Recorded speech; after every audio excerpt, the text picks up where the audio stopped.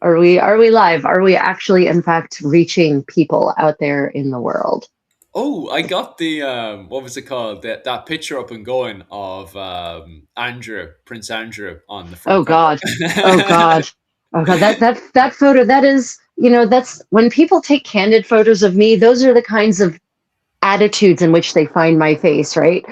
Yeah. Looking drugged or possessed by a demon or somehow absolutely bonkers insane, and it's usually because my face is transitioning from one expression to another, and Mm. that interim phase is just not very good looking or attractive. So, but in the case of Prince Andrew, I suspect it's just because that's how he felt at the time. Mm, mm, mm, mm. Like, is this really happening to me? Yeah. But he didn't get arrested for what everyone thinks it is, which is the Epstein link. Wasn't it Yeah, something to no. do with money? Uh, well, yeah. So it had to do with improper behavior as an official. Ah, So yeah, as far as I understand it. mm, mm, but mm, but the sort of it's the Prince Andrew situation is basically, as far as I've now I've read up on it, because it's sort of a WTF moment. It mm. it started back in 2011, where he was accused of passing off official files, confidential files inappropriately, and I think to Epstein, no less. Oh And yeah, God. and and that was sort of step one of the royal family taking him out of circulation. And there's been this gradual decline in his royal responsibilities until finally the Epstein list came out, and they were or the Epstein list came out, and all this evidence came out, and the royal family apparently said, yeah, okay, well, we can't, we this is done, this is a bridge too far. Yeah. Yeah, yeah, And I but love anyway. I love how it then spilled into our side of things, because then he joined the list of royals that were imprisoned. Because most of the time, Yeah. royals kind of, because they're in a position of power where they actually have to steer the ship, it's expected that sometimes, they would go past the line. So Yeah. we mostly ignore that kind of stuff. But because this time he went past the line, he's Yeah. got himself locked up, and he's put himself on the list of royals that have been arrested in the past, such as King Charles, Richard II. Who else do we have here? I have a list. Yeah. No. I mean, so arrested is a strong word, that have somehow fallen on the foul side of the law or the power. Richard II. I'm not certain we can say he was arrested. He was deposed. Hmm, he was forced to abdicate, yeah, and his Richard II is like how a guide to how not to be a good king. Like yeah, he really that was. is that is Richard II's reign. It's like you can take almost every action, most of the actions he took, especially in his official capacity as king, Hmm, and do the opposite, and your reign would be successful. yeah, It's like, wow, dude, could you be any bigger of a fail? And Richard II makes me so sad because he's the son of the Black Prince, right? yeah. He's the son of the flower of chivalry in the 14th Hmm, century. This great prince who, had he reigned, probably would have been a really good ruler, because he was shaped by his father, Edward III, who hmm, viewed kingship as a kind of partnership, right? yeah, yeah. He viewed kingship not as an autocratic function, but as a Hmm, function of kind of a first among equals, right? yeah. Like I reign in collaboration with my nobles, right, and Hmm, with my parliament. I am not above them. I'm above them, but I'm not above them. yeah, Whereas Richard II, it grows up being this coddled prince, and is yeah. basically told almost as soon as he can understand, you are the king of England, right? Hmm, You will, because his father dies when he's so young. yeah, yeah. You will be the king of England. You are the anointed one. You are the chosen one, and that was not good for him Yeah. at all. No, it was So, not. oh God, no.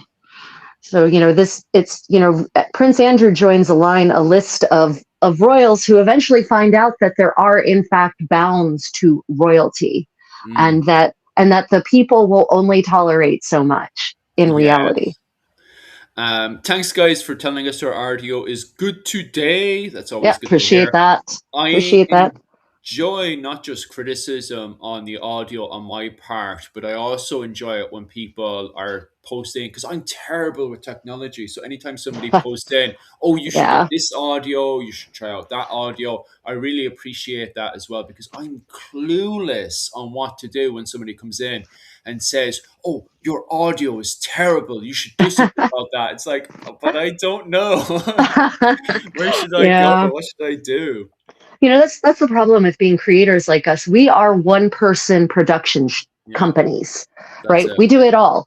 We conceive the ideas, we write the scripts or not. We do the filming, we do the staging, we do the editing, we do the research, we do the post editing, we do this. We have to handle the sound and the lighting, right? Mm, I honestly, I would make more money now if I quit this whole gig as a content creator and just straight up got a job at a regular company handling their social media production, mm. right? Like I have the experience and the Yeah, expertise now that I could do that and earn yeah. good money, probably much better money than Oh, for sure. we earn from YouTube or All Facebook right. or whatever. I think people definitely overestimate the share that we creators get in that pot. Our share is minuscule, Mm, minuscule. So yeah. yeah. For sure. It's interesting as well. The comment section is talking about the protests of no kings. And I suppose that's with the rise of various companies that are starting to dominate America right now. And it's No, no, no, interesting. no, Was no, it not? no. That's all about Trump. that's Oh, right, right, that's right. the king. The no king in this question is Trump. Most Americans are still kind of not most Americans. Many Americans are unfortunately still not cognizant of the role that the oligarchs play in their lives. Mm. So yeah, the no kings thing is 100% against Trump. Oh, but it's interesting that there's sort of a reflection, because we were talking about Richard II and how he ends up being locked up. And it's Yeah. interesting that in Ireland, Richard II also invades into Ireland to try to repel. And we were literally just talking about, we had this short that Rachel had posted up yesterday about the Statutes of Kilkenny. And that came out just as Richard II was taking over the administration in England. And it would be Richard II, No, no, way before 1366 is way before Richard 1366. II. Yeah, But it that's was before Richard what II. you had is Edward III, his administration was just coming to an end, and Richard II's administration was just taking over. So, although it was Lionel of Antwerp that actually pushed in the Statutes of Kilkenny in Ireland, it would be Yeah, Richard II that would enforce. No, don't get me wrong, it's not until 1395 that he would finally have a military force to go into Ireland to try to yeah, enforce it. And he failed to do so by 1399. yeah, But it is, what was it called? We were just talking about this last night, that the Statutes of Kilkenny come into Ireland, and how Ireland from that point onwards starts to go down its path of republicanism, which is very interesting in itself. Now, don't get me wrong, we don't officially come out of come out of the closet as a republic until what was it called, like 1640, yeah, almost 300 years afterwards. But it's interesting that the administration and the path that we go down to starts from the 14th century with the Statutes of Kilkenny, where you have, and I'd be interested, because you've read the Statutes of I Kilkenny. have, I'm I have. interested, like, what's your interpretation? Like, what goes wrong?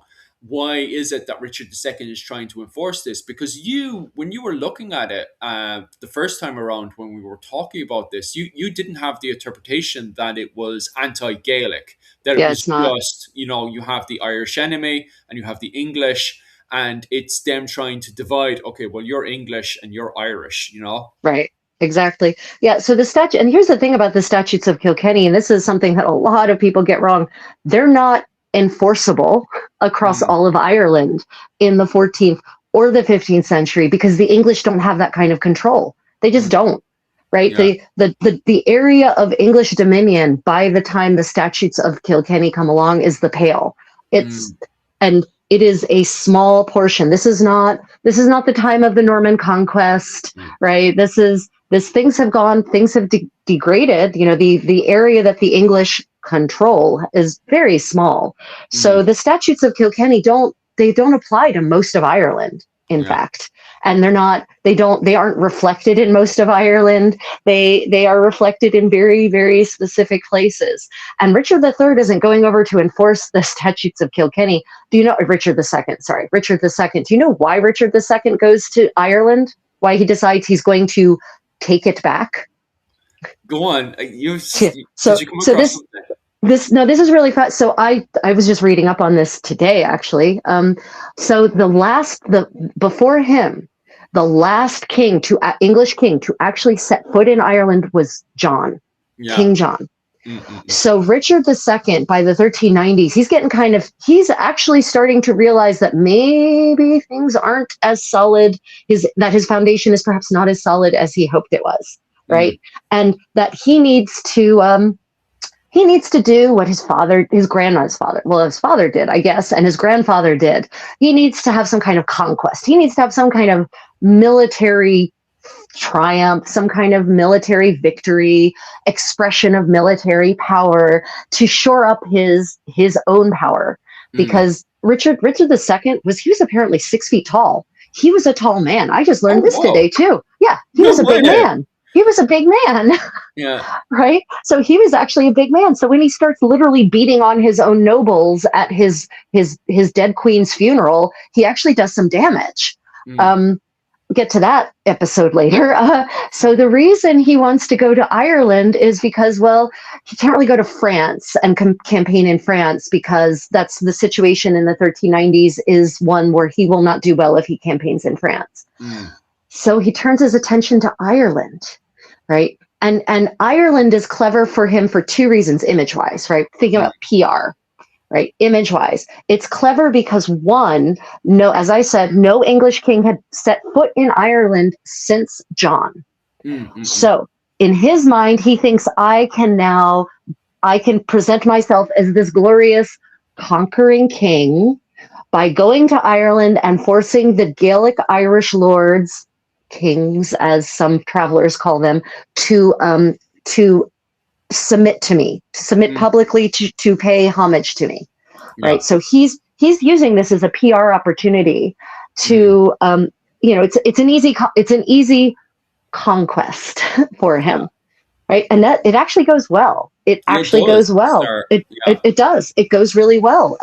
The Irish kings, the Irish lords they go to Dublin, they go through this homage ceremony, he knights them, right? They actually, according to Jean Créton, the King Richard buys them really beautiful, expensive clothing, has them all dressed up in the latest and greatest and most expensive fashions. So it goes really well. And Richard comes back from Ireland feeling like a conquering hero, right? And so that's why he goes to Ireland. It's a soft target for basically the ultimate PR campaign for him. Yeah. Because he recognizes at some level that despite the fact that he himself is not a military man, Richard II he's not a typical knight. He's not known for his prowess. That's not his thing. Yeah. He's an artist. He's got an artist's soul. And this is the tragedy of Richard II, in my opinion. If he had been a second son, he could have just explored his creative, artistic side, his beautiful side, I'll call it. And he could have just done that quietly as a second son on some estate as the Earl of something or other, right?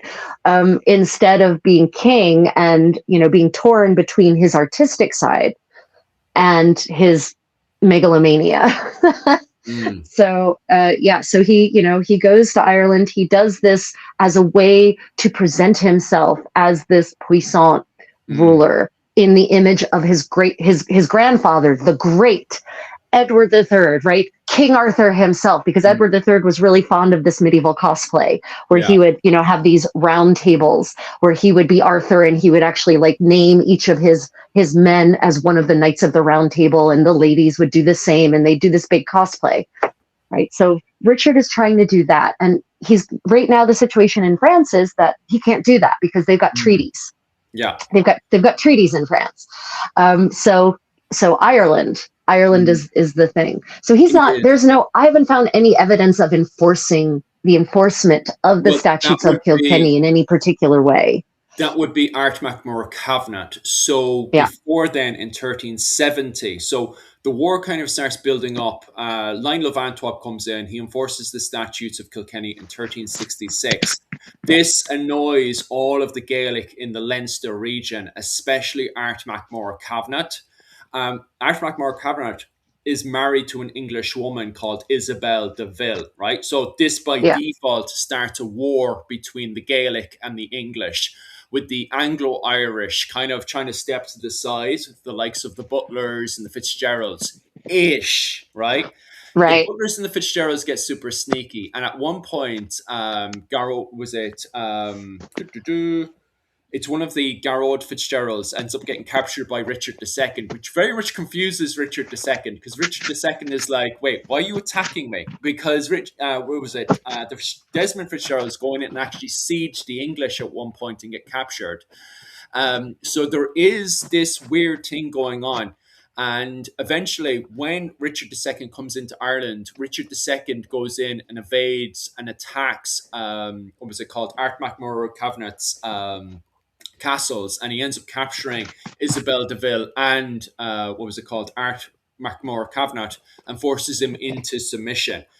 And as part of that submission, Art MacMurrough is supposed to be kicked off his lands and supposed to immigrate into Right. Gaelic lands, because he's basically putting down, this is English territory, this is the Lordship of Ireland, and you are supposed to live in the Gaelic territory, right? As Lord Protector of Ireland, we've Right. agreed that Leinster belongs to the English, right? So that's what Richard II is trying to enforce when he comes into Ireland, right? Right. And he Right. Let me starts off. let me clarify. When I meant the enforcement of the statutes, I meant the parts about like the clothing and the hair. Like I don't see Richard doesn't care about that. Right. Yes.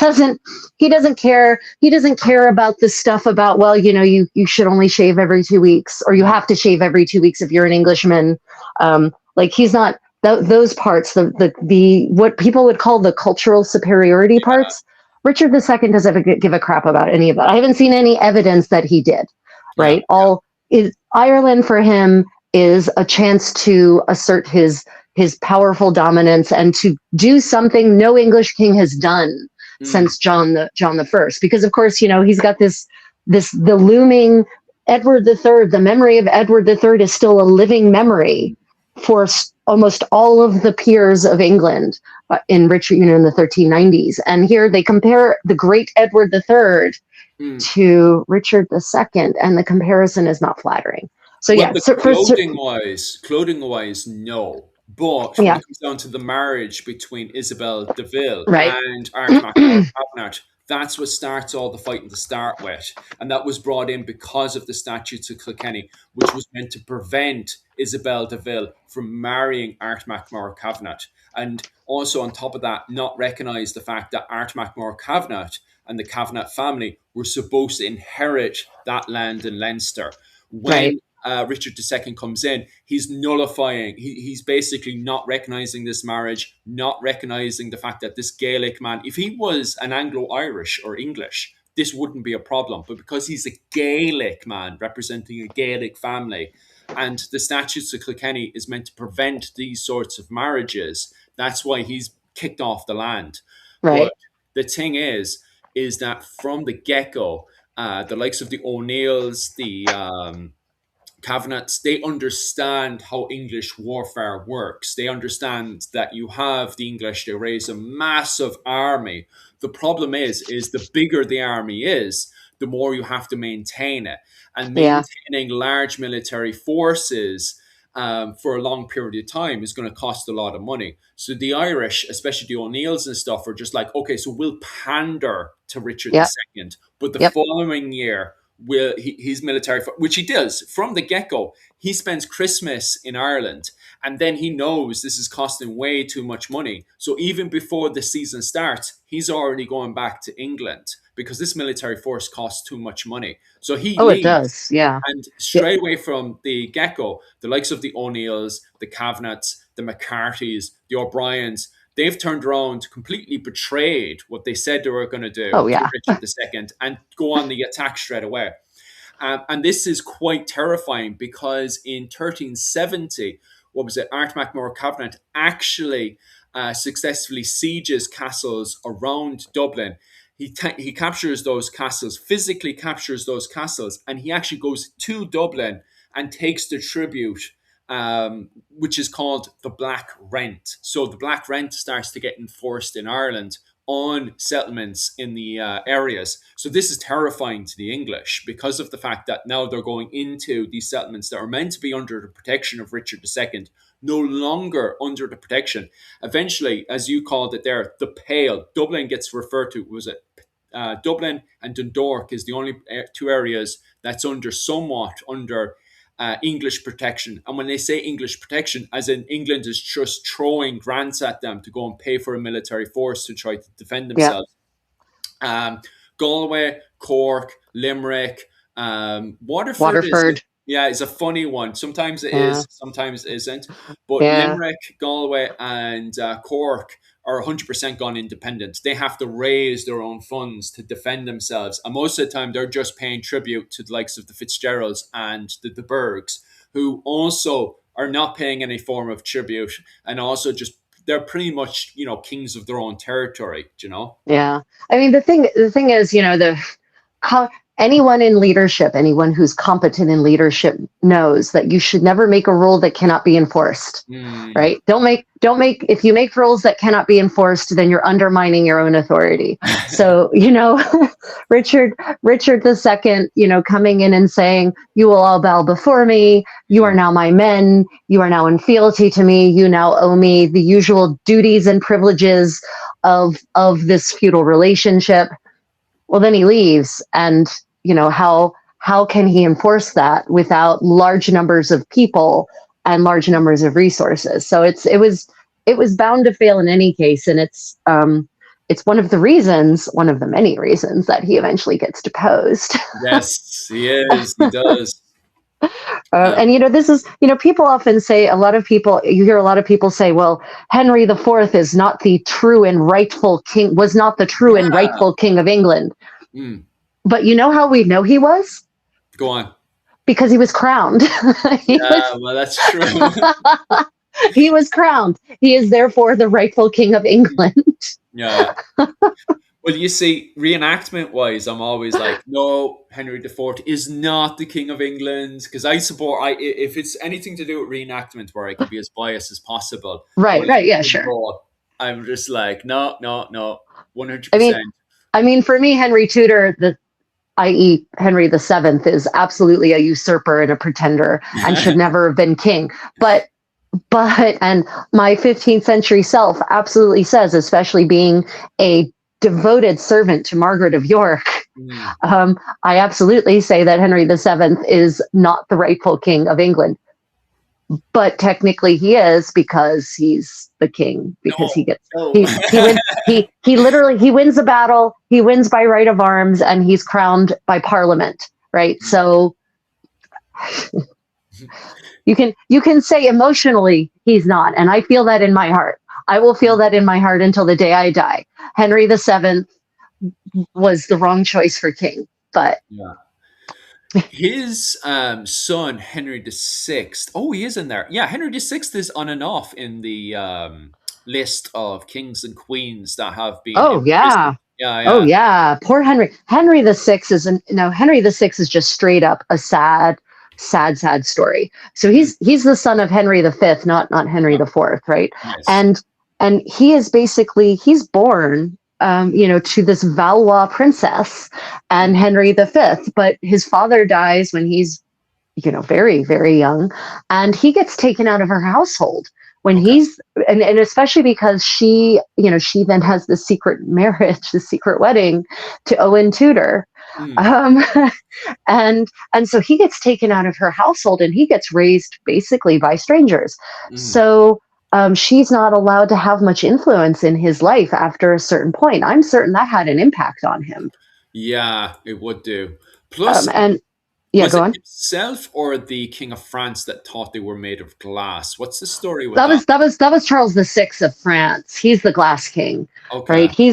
He's the mercurial one who would have years of either seriously delusion, like grand, just suffer. You don't talk about grand delusions, mega grand delusions. Mm, And he would like years. There would be years where he would be incompetent, literally not competent enough to reign. And it was his queen who mm. stood in for him, Isabeau of Bavière, right, Okay. of Bavaria. She stood in for him and basically handled everything while he was just off in La La Land. Yeah, he's the one who ended up killing. He had a delusional fit and he killed a couple of a couple of the knights in his retinue out on a hunt Mm, because he thought they were trying to kill him.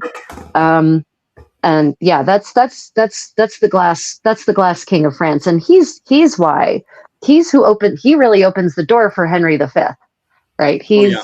It's like it was honestly, France at that point was a soft target, so Mm, it was, yeah. So Henry VI, who by the way is of the same blood as Charles VI because that is his grandson. mm. Yeah, that's his sure. that's his that's his grandson. Mm, mm, mm. And so he comes along and he does not have the temperament to be a warrior king Okay. in an era and a place where you have to be a warrior Yeah, king of course. in England. You can't, you're not going, like Richard II found out, you're not going to survive unless you are.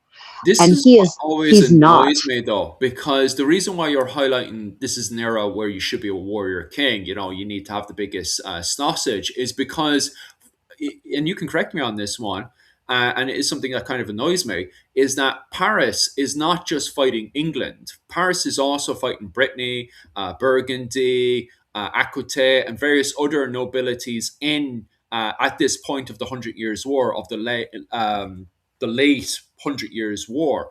Um, England, I always find, especially English historians and older British Whig historians, is they always romanticize it into an England versus France situation. And Yeah. it's only Yeah. recently that people have started to turn around and says, well, Henry V kind of was in a good situation because Burgundy gave him that opportunity. Now, don't get me wrong. England was also in a very, very difficult situation where Henry V had to step up and show, hey, look, I have the biggest sausage. I'm going to prove that with the Battle of Agincourt, where he gets insane, in my opinion, as an Irishman, he gets super lucky. Like, he got very, very lucky there, because the situation Henry V is also in is a do or die situation where he's got rebels rising up in the north. Wales is constantly rebelling. And also, on Yeah. top of that, the Irish are at a point where, if it wasn't because of the fact that Art MacMurrough Cavanagh had been poisoned in Euros, they could have just started invading England as well. So and also the Scots are looking for an excuse to completely sandwich him. So he's in a situation where he really has to prove, I have the biggest sausage. And he does that at the Battle Yeah. of Agincourt. So I'm not turning around and saying, oh, look, what was it called? England isn't that great. Look, Henry V is pretty amazing for what he, managed to achieve with the Battle of Agincourt. But it's not a case of just England Yeah. versus France. This is a medieval war where you have Yeah. all these barons rising up, and anyone could, take anything at any point. Yeah. It's, it so many people want to apply modern nationalism and Yeah. national identity to history, and it just doesn't work. Mm, It doesn't work. The situation in the 15th and 14th and 15th century in sort of the British Isle, I'm going to call, using modern terms, the British Isles, what is now France, what is now the Netherlands, what is now Belgium, mm, that area, and even western parts of Germany, right? That whole chunk of Europe was so hotly contested. And it's always a question of the resources. Who has the resources? Who wants to control those resources? And so, yeah, it wasn't a question of, oh, those evil English, oh, those evil French, right? Mm. No, for centuries, the English kings had holdings in France, right? Those are the ancestral territories, Aquitaine, right? Anjou, right? Those were territories that at one point belonged to the kings of England. Mm. And then John loses it all, Yeah. almost all of it. Because he's And terrific. right, because he's terrible, because he's a terrible, terrible military commander. He loses it all. And so, it's not just a question of pride. Oh, we've lost these territories. No, those were rich territories that had access to vineyards and raw materials and trade ties with, so it's a question of who gets to control the resources. So yeah, in Henry V, it wasn't about, oh, let's go get the French. Oh, the French are evil. And the French weren't fighting back as a block of, we are French people. They mostly viewed themselves as being from the town they were born in. Or like, I'm not French, I am Parisian. I am not French, I am from Poitou, right? I'm not Burgundian necessarily even. I'm from Ghent or from Bruges or from Dijon. It's usually people outside who apply those kinds of nationalities to them. So there's a story from Giovanni Boccaccio in the 14th century. It's a folk story. But it talks about, it's a funny, ribald, completely inappropriate, completely politically incorrect folk story. But it's brilliant. If you want to laugh and feel badly about laughing, read Boccaccio's Decameron. But the point is, there's one story that talks about the evil Burgundians, right? And that's in the 14th century. But what did a 14th century Florentine think of as Burgundians? Right? That was their definition for a group of people that kind of live in this vaguely defined part of Europe, Dijon to going up to the Low Countries maybe, but at that time probably mostly just around Dijon, right? So that was an identifier that foreigners applied to them. It's not necessarily how they applied it to themselves. Okay. So yeah, like you were saying, Henry V going into France, and campaigning, and then taking over France, taking over the French throne. That's all about, that is all a question of trying to restore this idea of an ancient birthright to the line of succession to the French throne. And then, they send in John of Bedford as a regent. And he actually has a pretty good run of it. Things actually go pretty well for what is France, which, by the way, France in the early 15th century is not very big. It's a relatively small. It's not really big. Yeah, because, and this is my interpretation, more than me. Paris is basically, and this is why I constantly turn around sometimes and says, oh, but the king of Paris. It's not like, okay, his defining term is the king of the Franks, but he always turn around and says the king of Paris, because in my opinion, every time I read about the main literature, he basically goes outside of Paris. He's a few hours outside of Paris, and then he's attacked, And then on top of that as well, he keeps writing letters to his other barons. His barons are basically giving him the two fingers. I've joined a rival side this time. Go away. So I feel like he's only the king in Paris, Yeah. Yeah, I mean, technically, he's owed fealty by all of these counts and dukes who are sort of all over what is now modern France. But how much control does the king of France have over them? Almost none. I mean, really, almost none. It's Burgundy, as the French kings find out when it comes to Burgundy. Burgundy is a duchy. It falls under Valois control when the Valois take over. Basically, when they take over the French throne, the second son, Philip the Bold, is basically appointed the Duke of Burgundy. And he starts the Valois line of the Dukes of Burgundy. And he decides pretty early on that while his older brother got the throne got Paris, he's going to try to turn what he's been given into a real going concern. And by the time of Charles VI and John the Fearless, Burgundy is starting to really assert itself as its own separate polity. It's technically one of the peers of France. They are one of the great peerages, and they are technically in fealty to the French throne. But what does that mean in practicality?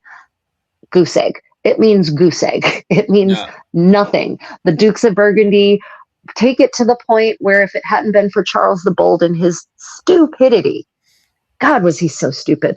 If it hadn't been, it's stupid is definitely simplifying it. He suffered from such a case of megalomania and hubris that he thought he was invincible. And he keeps going on these campaigns where he loses, and then he loses by dying. And so, but if that hadn't happened, Burgundy was poised to become its own kingdom. Yeah. The Pope was this close to naming them king. Right. So we were this close to not having France as the dominant power, but as Burgundy as the dominant power in Europe. And that would have just entirely changed the course of history. So, And Burgundy at that time was a hodgepodge of languages and cultures and ethnicities, right? You had the Flemish speakers, you had German speakers, you had French speakers. You had Dutch speakers, Dutch at that time being not terribly far from Flemish. So you've got this basically what is now Belgium. You've got this amalgam of all of these peoples, and they didn't necessarily view themselves as Burgundian unless it was relative to interlopers. But even then, there's all kinds of shall we say, strain between the Duke and the cities, who are the industrial powerhouses of the duchy. So, back to your original point, was when Henry V goes into France.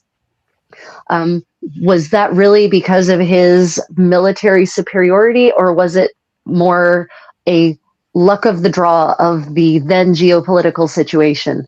Yeah. I'm going to say it's like 50-50. I actually fully agree with that as well. Yeah. The great thing about Henry V, and I kind of put it out there, so I do apologize if I offend anyone, but I don't take that back. As an Irishman, I take it back. Henry V was a complete and utter psychopath, in my opinion. And I can see evidence for him being a psychopath I think there was one source where it says on his birthday, he went out and raided the local areas when he was in Wales. And I was reading it, I was like, what a psychopath thing to do on your birthday. And I feel a lot of people who are diagnosed back in the day as psychopaths, these days they get branded as antisocial behavior. But anyone who got branded as a psychopath and showed traits of a psychopath were people who would think only for the moment. They do not think of the future, compared to sociopaths that, have long-term plans. Psychopaths think, well, if it feels good right now, I'll just do it. And I feel Henry V, when he was planning Agincourt, was like, well, it feels good right now. I'm going to do it, and I'm going to, adapt to whatever is going on as it happens. So I do feel that it was a mixture of luck and just being bold. That's kind of my interpretation. So it depends on the chronicles that you're reading. When were they written and who wrote them, right? Good point. So there's the problem. The problem with historical chronicles is that, I was actually reading one of my other books, and in the intro, it actually pointed this out, that chronicles themselves are also works of fiction, that they are written by people who have an agenda, whatever the agenda is. And they are not necessarily a faithful representation of objective events. And a lot of the times, a lot of the chronicles that we read were actually written decades or centuries after the event in question. So, it's the problem with Richard III is that most of the chronicles that talk about Richard III are written either in Henry Tudor, the end of Henry VII's reign, or in Henry VIII's reign. And so there's a real agenda there. And so, we can't necessarily rely on chronicles to provide us with an accurate representation of what really and truly happened. You have to, just like fucking art, excuse my language, just like art, you have to take the context into consideration. Who's writing it? when were they writing it, why were they writing it, and Yeah. under why is for whom were they writing it. Yeah. So yeah, Very true. I don't know if there's enough evidence to really accuse Henry V of being any different than any other ruler in the 15th century in Europe. Um, it's a good comment in the comment section. He was a warrior king. Yeah, he definitely was. Because if you look at Richard II before him, who ended up getting locked up, and then Mm. after that as well, where we see Henry VI, who was also locked up, and then we have a question on top of that as well, which I kind of put to the side, which was how elusive was Henry VI? When I've read, not very. But how elusive? So how elusive was lucid Oh, was lucid, yeah, right. lucid. Lucid. Oh, yeah, no, yeah. Henry the Sixth mental issue. Oh, right. So his mental health issues. Henry the Sixth was unfortunately the grandson, as I said earlier, of Charles the Sixth of France, and Charles the Sixth of France is the Glass King, the one Mm, who occasionally his delusions led him to believe that he was made of glass, and if he took a wrong step, he would fall and shatter. Like yeah. he deeply believed that. So Henry the Sixth, was born, and also because of the way the French and English thrones just kind of kept interbreeding over the centuries, he Mm, has a bad genetic hand, I'm pretty certain. yeah. So yeah, he would have entire periods, and just like, so when we know this about schizophrenia now, schizophrenia develops in adolescence, sometimes in early 20s, and Mm, that seems to be about the time when it starts hitting Henry VI. yeah. So he actually has periods of catatonia. Mm, He doesn't, we're not even talking delusions. We're talking, he basically goes into a coma, yeah. a waking coma, where Mm, he doesn't respond to anything, not any stimulus. They throw cold water on him, and nothing, not a single reaction. yeah. So, yeah, he goes through these long periods where he is not present. And his queen, Margaret, Margaret is forced to, who's a French princess, right? Who is viewed as a foreigner because she's a Mm, French princess. You know, she is left to try to hold everything together and make sure he doesn't get deposed yeah. because his cousins are licking their lips, Mm, right? His cousins, his uncles, they're all licking their lips and thinking, well, this is our chance at power. So yeah. yeah, he goes through long, I mean like years in some cases of catatonia. And Okay. then he just comes out of it. Mm, And then mm, he comes out of it. But no matter what, he was raised, um, his temperament is one that would have been much better suited to a monastic life. He's extremely yeah. pious. He is Mm, so pious. He just wants to pray, when he is lucid, he just wants to spend all day in prayer.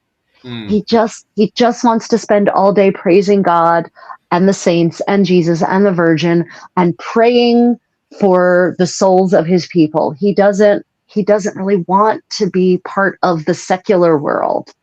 And so he's been shoehorned into being a ruler where he should never have been. yeah. Yeah. It's Should true. never have been. There's a really good question here, and I'm going to turn it into a two-parter there because it's something I want to elaborate as well. But 15th centuries, weren't they just written down daily? How would they could be biased? They were This not. is yeah. This Yeah. Go on.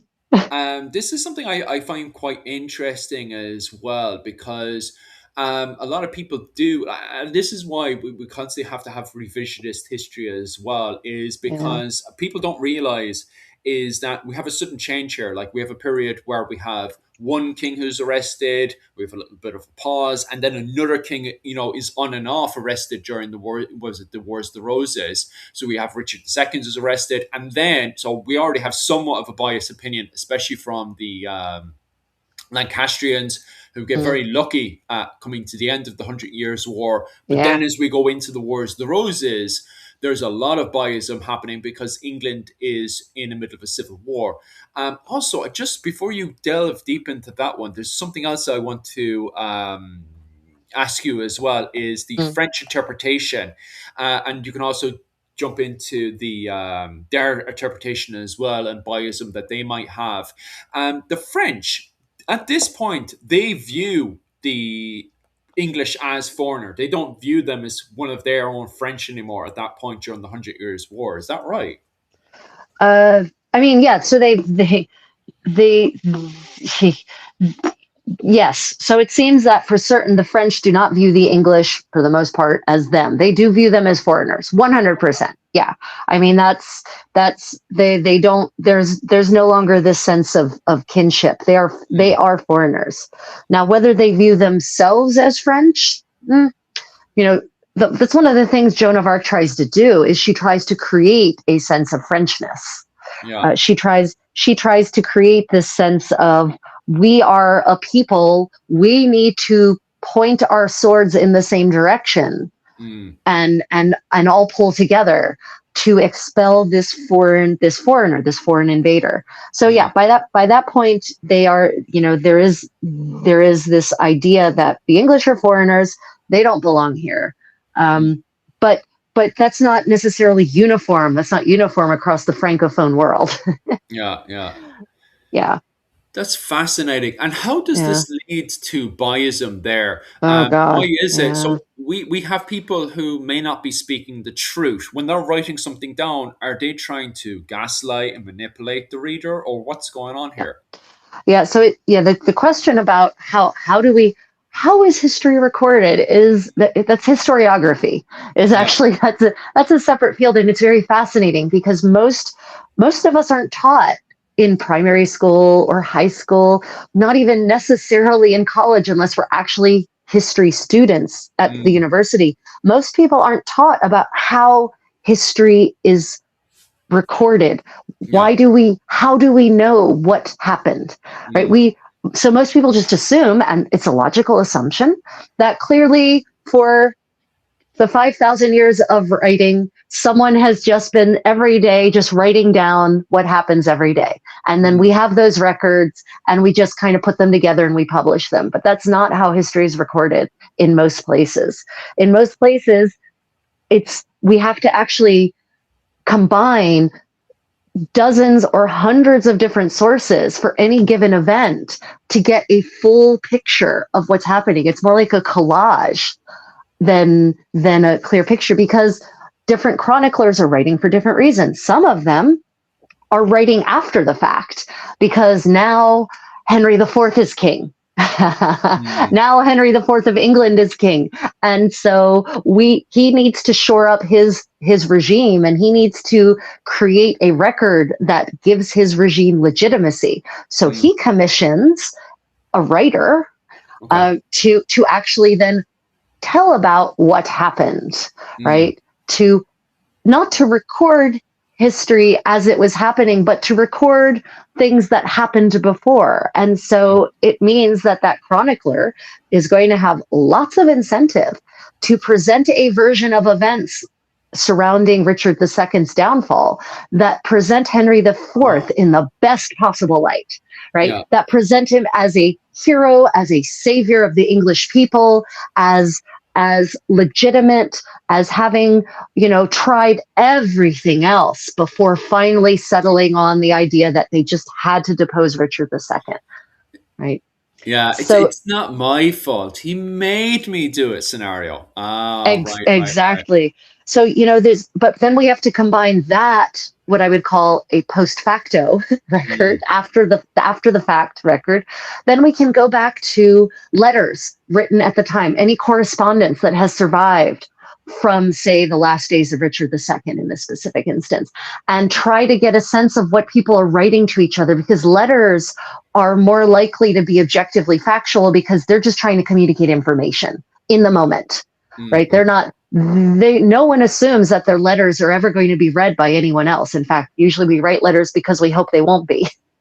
So, we have to look at things like correspondence. We have to look at court cases. Court cases often try to present a factual accounting of events. We can look at, diaries. Sometimes people actually did keep diaries that are documenting things that are happening on a daily basis. But we have to take all of that different evidence together.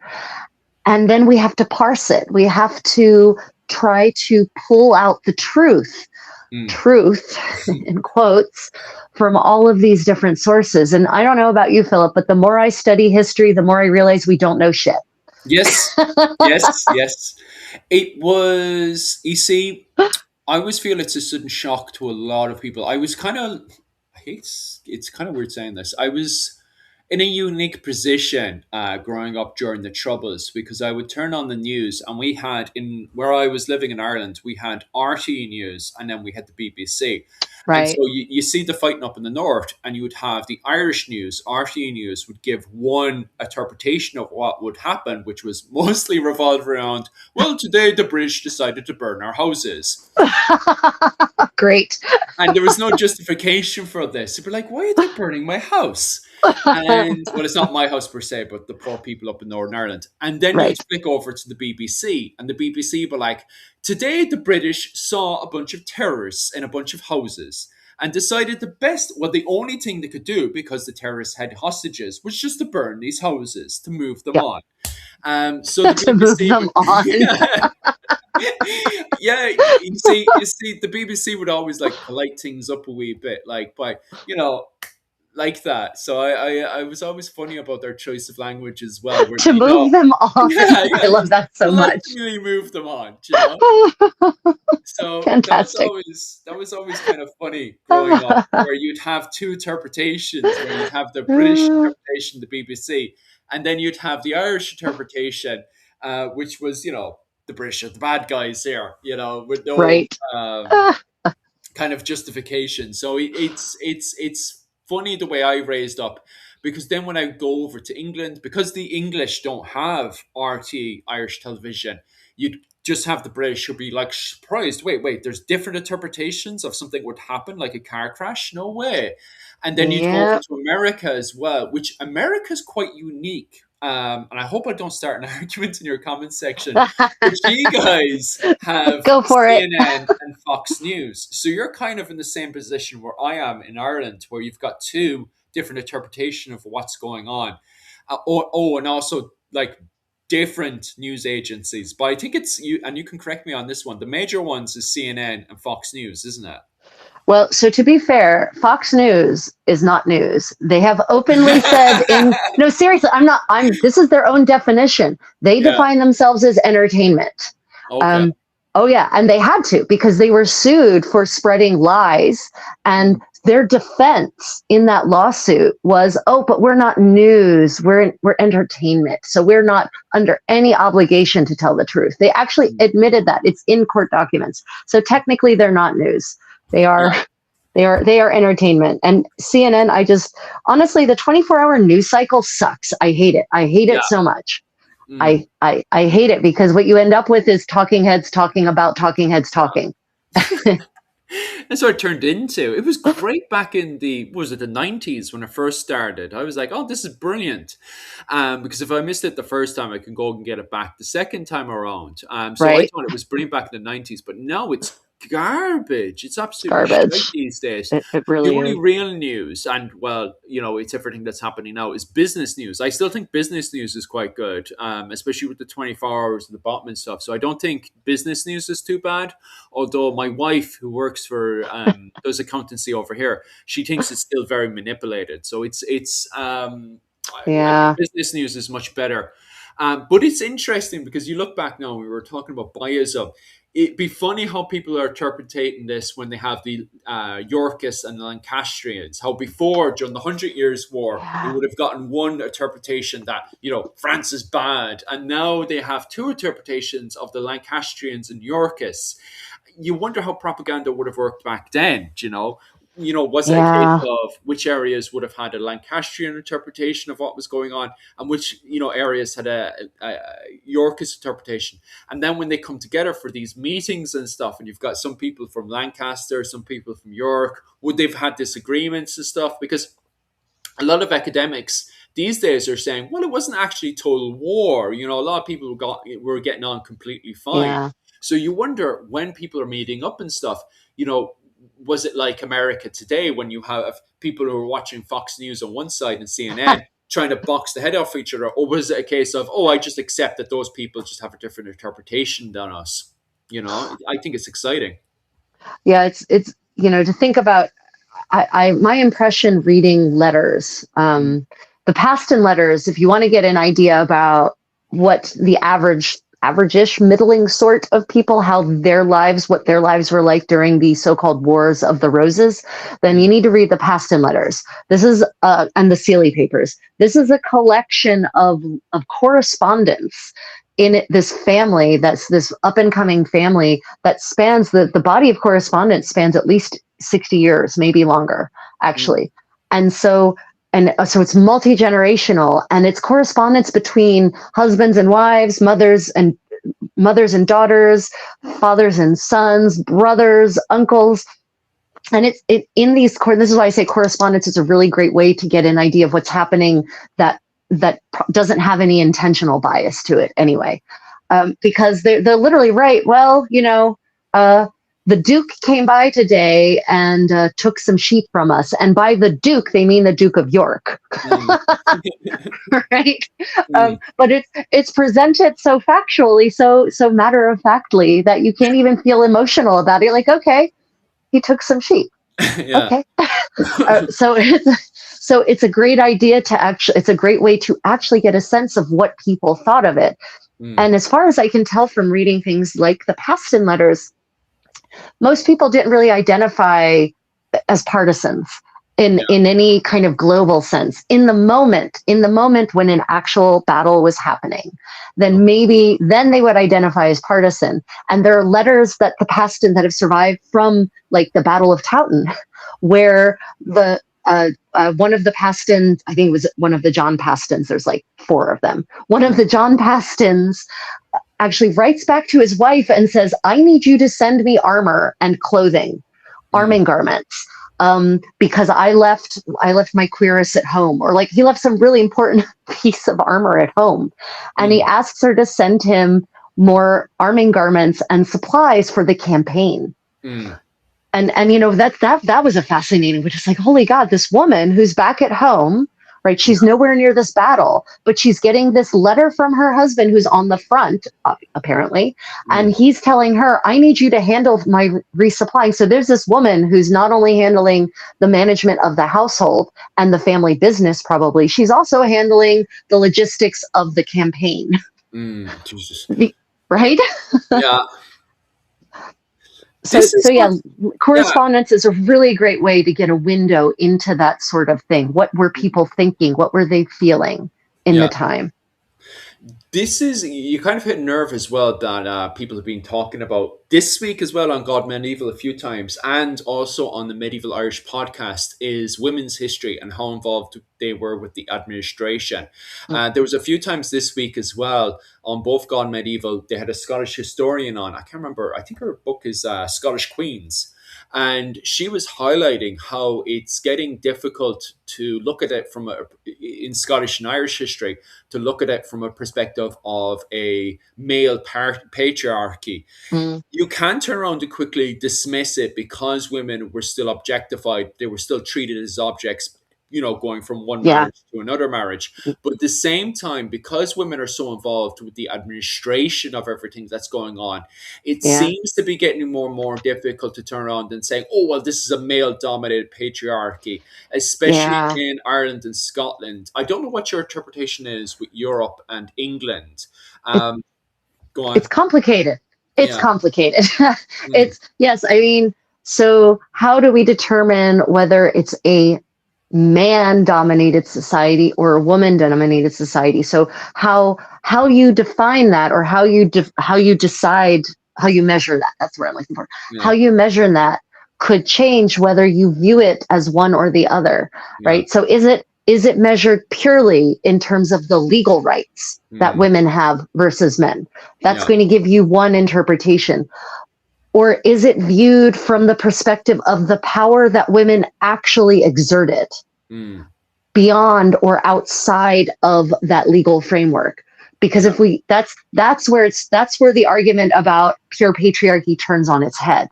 Okay. Because women throughout history, in every patriarchy, and this is true everywhere, including Korea in the Joseon dynasty, when women were the bottom of the barrel. Mm.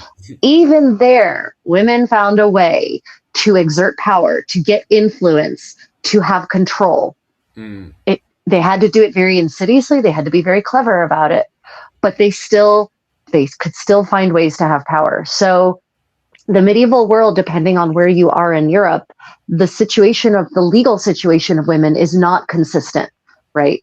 There's all these city states where women may have more or fewer rights than in other city states. There's all these Yeah. kingdoms where women may have more or fewer rights. There are statuses that women can attain to give themselves more rights. Widowhood is a Yeah. great status to have, right? Um, so it isn't as black and white as men had all the control, women had no control. It's never that black and white. And Yeah. even in terms of marriage, as per the church's requirements for marriage, a woman could not be a woman had to consent to the marriage. Had to. Both parties, not just the woman. The man and the woman had to consent to the marriage. If Mm. that was not present, then the woman or the man could actually ask for an annulment based on the grounds that they did not consent to it. In practicality, obviously, there are ways to coerce men and women into a marriage they don't want. Mm. But technically, they couldn't be forced. So yeah, that's a complicated question. It's an interesting one. Yeah, it's the same thing in Ireland as well, where if you've got we'll simplify this and call everyone a clan, but if you've got two Right. people, a man and a woman, and they get to a certain age, you'll find in Ireland all the way up to the 1960s, where you've got people within their society, especially meeting up at assemblies, who will start to bully these people into marrying each other. Like the communities will literally start playing pranks on them, all the way to just picking them up and just throwing them into the river for not marrying them. So there is Nice. definitely a society pressure there, not just to the woman to get married, but also to the Yeah. man as well, Right. where he's physically bullied into marrying a woman because it's not normal, it's not natural. And funny enough, they were saying the same thing about Jesus Christ as well. Jesus is not documented walking around as a single man. And that's why some people argued that he was married legally to Mary Right. Magdalene, because he's expected by the time he gets to age 30 to be married. And then there's no recording of him not being married, which is, Right. it would be very strange if he wasn't married. So some people do argue that's a good, strong argument that he was married to Mary Magdalene. And I haven't seen anyone come over to make a counter argument to that one. Right. Yeah. No, I agree. It's, that I one of the things that pisses me off when I see someone commenting, there's these pop history posts are polluting places like Facebook, and Yeah. they piss me off because they're not researched. They're often AI generated, and they spread the most awful false information. So, I saw one where it was like, imagine that you're a 17-year-old girl and Mm. you're being forced to marry this 50-year-old man so much older than you, and that's going to be your life, and you will be subjected to him. That's what life was like for women in the Middle Ages. And I'm like, okay, but you're applying your modern perception of what is acceptable and Mm. assuming that 17-year-old women because by 17, they're considered women in medieval Europe, Yeah, yeah, yeah. that these 17-year-old women don't want to be married. You're assuming that that's a life they don't want. And the alternate, right? In that same post, the alternative was, or you're forced to enter a convent and live this horrible life as a slave to God, right? Like it's, right?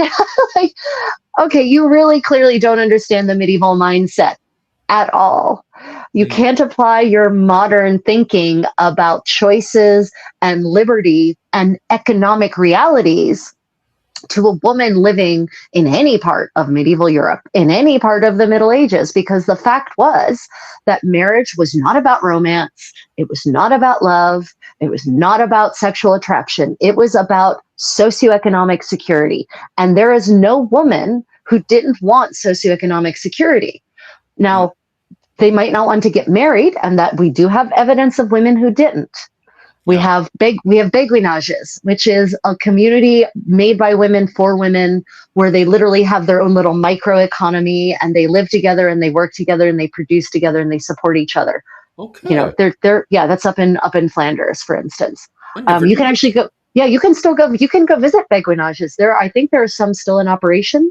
Mm. But you can, like, even the historical ones, if you go to Bruges, you can go in, and Ghent, you can go, and Delft also, I think. You can actually go and walk through these beguinages, which started in the Middle Ages. And it was a community for women who didn't want to become nuns. They didn't want to enter a convent. They didn't want to take vows, but they also didn't want to marry. Okay. And so yeah, yes, absolutely. There were women who did not want option A, which is to get married, or option B, which is to enter a convent. But option B wasn't necessarily about them not wanting to take vows. What most people don't realize is you couldn't just enter a convent in Mm. the Middle Ages. You had to come with a dowry. You Yeah. had to come with a dowry. You had to bring resources and money to enter the convent, because the idea was, yes, you may become a contributing part of our business, of Mm. our community, but you could also get sick and become a burden. So you need to bring some resources to the table. Mm. So just, it wasn't possible for just anyone to enter a convent, depending on what part of the Middle Ages you're talking about. So Mm. for those women who don't have the resources, don't have money for a dowry to get married, because again, even to get married to a man rather than be a bride of Christ, you still had to bring economic resources to the table. So Mm. if you didn't weren't if your family didn't have enough resources to endow you with a dowry, then you know, your options were then, okay, mm, limited, shall we say. Right. And that's where a beguinage comes into play. Okay. So, but it just frustrates me when they're like, oh, these poor girls being forced to marry a 50-year-old man. Well, first off, it wasn't very often that teenage ladies, girls, were marrying really elderly men. That happened occasionally, Mm. but not very often. It was more often they were marrying someone in their 20s or 30s or 40s, which isn't really, as someone who's in her 40s, I don't view 40-year-old men as being disgusting old geezers. Unless because we're getting old. Nah. I mean, No, I I can. have to, Rachel. I live in Asia. I have to remind myself I'm a disgusting old man. So because every once in a while I feel like I'm 20, and I see people walking by, and I have to remind myself, no, I cannot stare. I'm an old man, and other people I'm an no. old And man now. it's even the way I dress. Sometimes I look in the mirror and go, oh Jesus Christ, I need to change my clothing. So no, I have to remind myself that. Um, Bloody hell! Somebody had. Oh yes, hello from Denmark. What are you doing up at this time in Europe? Are you okay? Wow, really? You should be in Are bed. you? Yes. Hello from Korea to Denmark. Why are you awake? You should be in bed. Are you working? You must be doing night shifts, unless you find it difficult to go to sleep sometimes. I was like that the other day. I woke up at 3 in the morning, and for the life of me, I could not sleep. I ended up putting on one of the documentaries that Channel 4, well, the BBC, had done back in the 90s, and just put it on. I love those old school Oh, they're 90s so great. documentaries. Oh, Yeah, they're so great. yeah, I miss those kinds of quiet, slowly paced, full of yes, information, full of yes. beautiful visuals, contemplative, Mm, deeply well researched, right? yeah. I miss that. I hate docudramas. I am so done with docudramas, Mm, right? Either be a documentary or just be a movie or a TV show. Don't be a docudrama, because unfortunately most your average viewer can't distinguish between the drama mm, part of the docudrama. So yeah. they assume that these conversations that, let's say, Genghis Khan is Mm, having with his queen, like that's a real conversation that yeah. actually took place. No, that's the drama part. But it's just, I think it's confusing. I hate that format. I hate it. I hate it so much. When I first started seeing them, like one of the earliest one is actually funny enough what the Irish had done. They had done Edward the Bruce's invasion of Ireland, and that was amazing. The clothing was fantastic and everything. But I love Dan Snow and everything. But his War of the Roses one, I actually didn't. I wasn't a fan of. The clothing was terrible in that one. I Have I you have seen not I haven't seen it, and now I feel like I that? must. No, it's terrible. The clothing is out. You've probably seen it years back, but Dan Snow did his own one. I think it was Dan Snow. Anyway. Oh, It's the click of God Medieval. They went off and did their own one years back, and oh, it's dreadful. It's really really terrible. It's nowhere near oh, to the standard that the Irish one. You've probably seen the Irish one. It was Edward the Bruce's invasion of Ireland, and it was magnificent. It was so good. And then we did another one again. It took years again. First, anytime we were talking about this the other day as well, Rachel, it takes us like 10 years to make a show. And then when we finally do a show, it's really, really good. But then we do only like 5 episodes. We might do an episode or 5 episodes, and that's it, right? We give you a right. little teaser, and then you have to wait another 10 years before the Irish do another program ever again. Like the last show we did was Dairy Girls. But Dairy now we, Girls. yeah, but now we have another show. You were out Yeah, doing this other from show, yeah, from how far is it from heaven, from Belfast to heaven? yeah. Yeah. And you were saying it was good, did you? It's good. It's good. It's Yeah. funny as hell. It What's it is. about? It I is. haven't seen it It yet. is. It is funny as hell. It's a murder mystery. Hmm. Actually, it's a murder mystery, Okay. and it's really good. And it's definitely does not. It is not obvious, and it's witty. It is so witty, and it actually pokes fun at making TV shows, because that's one of the things. One of the characters is a TV show writer for a big famous murder mystery Hmm. series that's being shot in Belfast. Yeah. So yeah, it's great. Can highly recommend if you want to laugh, and also listen to outrageous Northern Irish accents. Good for you. Mm, mm, mm. Yeah. Comment section there is asking, what are you making, Rachel? What is it you're making? And I also, what Yeah. Go is on. your outfit, Rachel? What's your outfit? So, what's your outfit Okay. and what are Right. you making? Okay, so I'm not making anything. I'm repairing. I'm Philip. Ah, I'm doing the thing we all need to do as reenactors and practitioners of living history. I am doing repairs. You can see I'm working her all pants, day. yeah. Because this layer, this is a camicia, so this is actually 15th century Florentine, and this is the layer that goes against your skin, and this is the layer that gets all the abuse. So there's lots of, especially around the shoulders, there's lots of friction Mm, around the shoulders of garments. So there's holes that have developed, mm. and rather than look like a Contessa down on her luck, I'm repairing my I'm repairing my camicia so that I don't look like a a case for the charity hospital, right? And what I'm wearing right now is actually was relevant to our discussion of the Wars of the Roses. This is a 15th century ensemble that would have been worn sort of France, Flanders, and England from about the 1410s. The latest visual of this kind of kirtle that I've seen is like the 1470s. And this is technically my underwear. You all are seeing me in my underwear because normally I should be wearing a gown over top of this, but I'm just at home working on repairs, so I decided not to gown up. Also, all of my gowns are too big for our tiny little storage apartment that we have here in Korea. So Ah.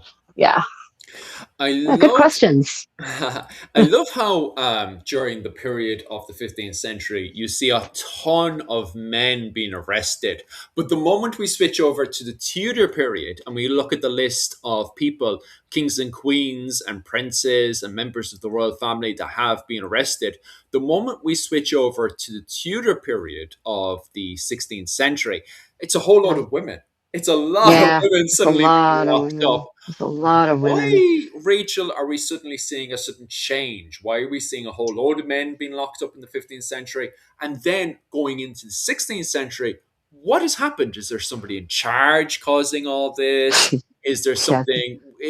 Are we seeing more rights given to women? In your Well, interpretation, why are we seeing this sudden change? I wish it had something to do with women having more rights. It has to do with the Tudors. The Okay. Tudors. It's the Tudors. It's always the Tudors, right? Um, because you have Henry VIII. Of course, if you excluding the fact that he tried to use incarceration as a method of divorce, um, So if not you Not an increase in women's rights. No, no, no, no, no, no. In fact, the winner of that Game of Thrones, and we'll call it the Game of Thrones Annex Queen Edition, Mm. um, that the winner of that Game of Thrones was quite clearly Anne of Cleves, right? Okay. She, Henry is at that point definitely suffering from some kinds of delusion.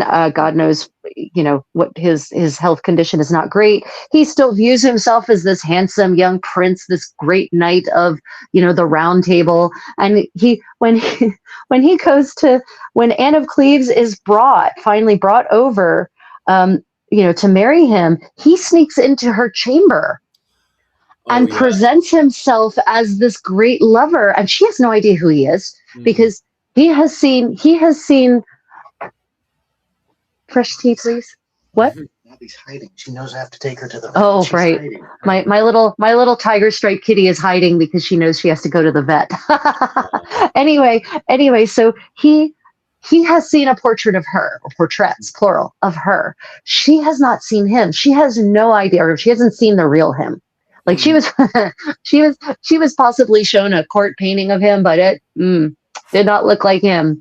And he actually shows up kind of disguised in like this green Robin Hood outfit, like he's Robin of the Wood, and he's trying to do this whole courtly love, this fan amour thing to woo her because he wants all the happy oxytocin that he had with Anne Boleyn, right? And even that he had with Catherine of Aragon back when he was a teenager, right? He wants that feeling again, even though he's this deteriorating man in his 40s.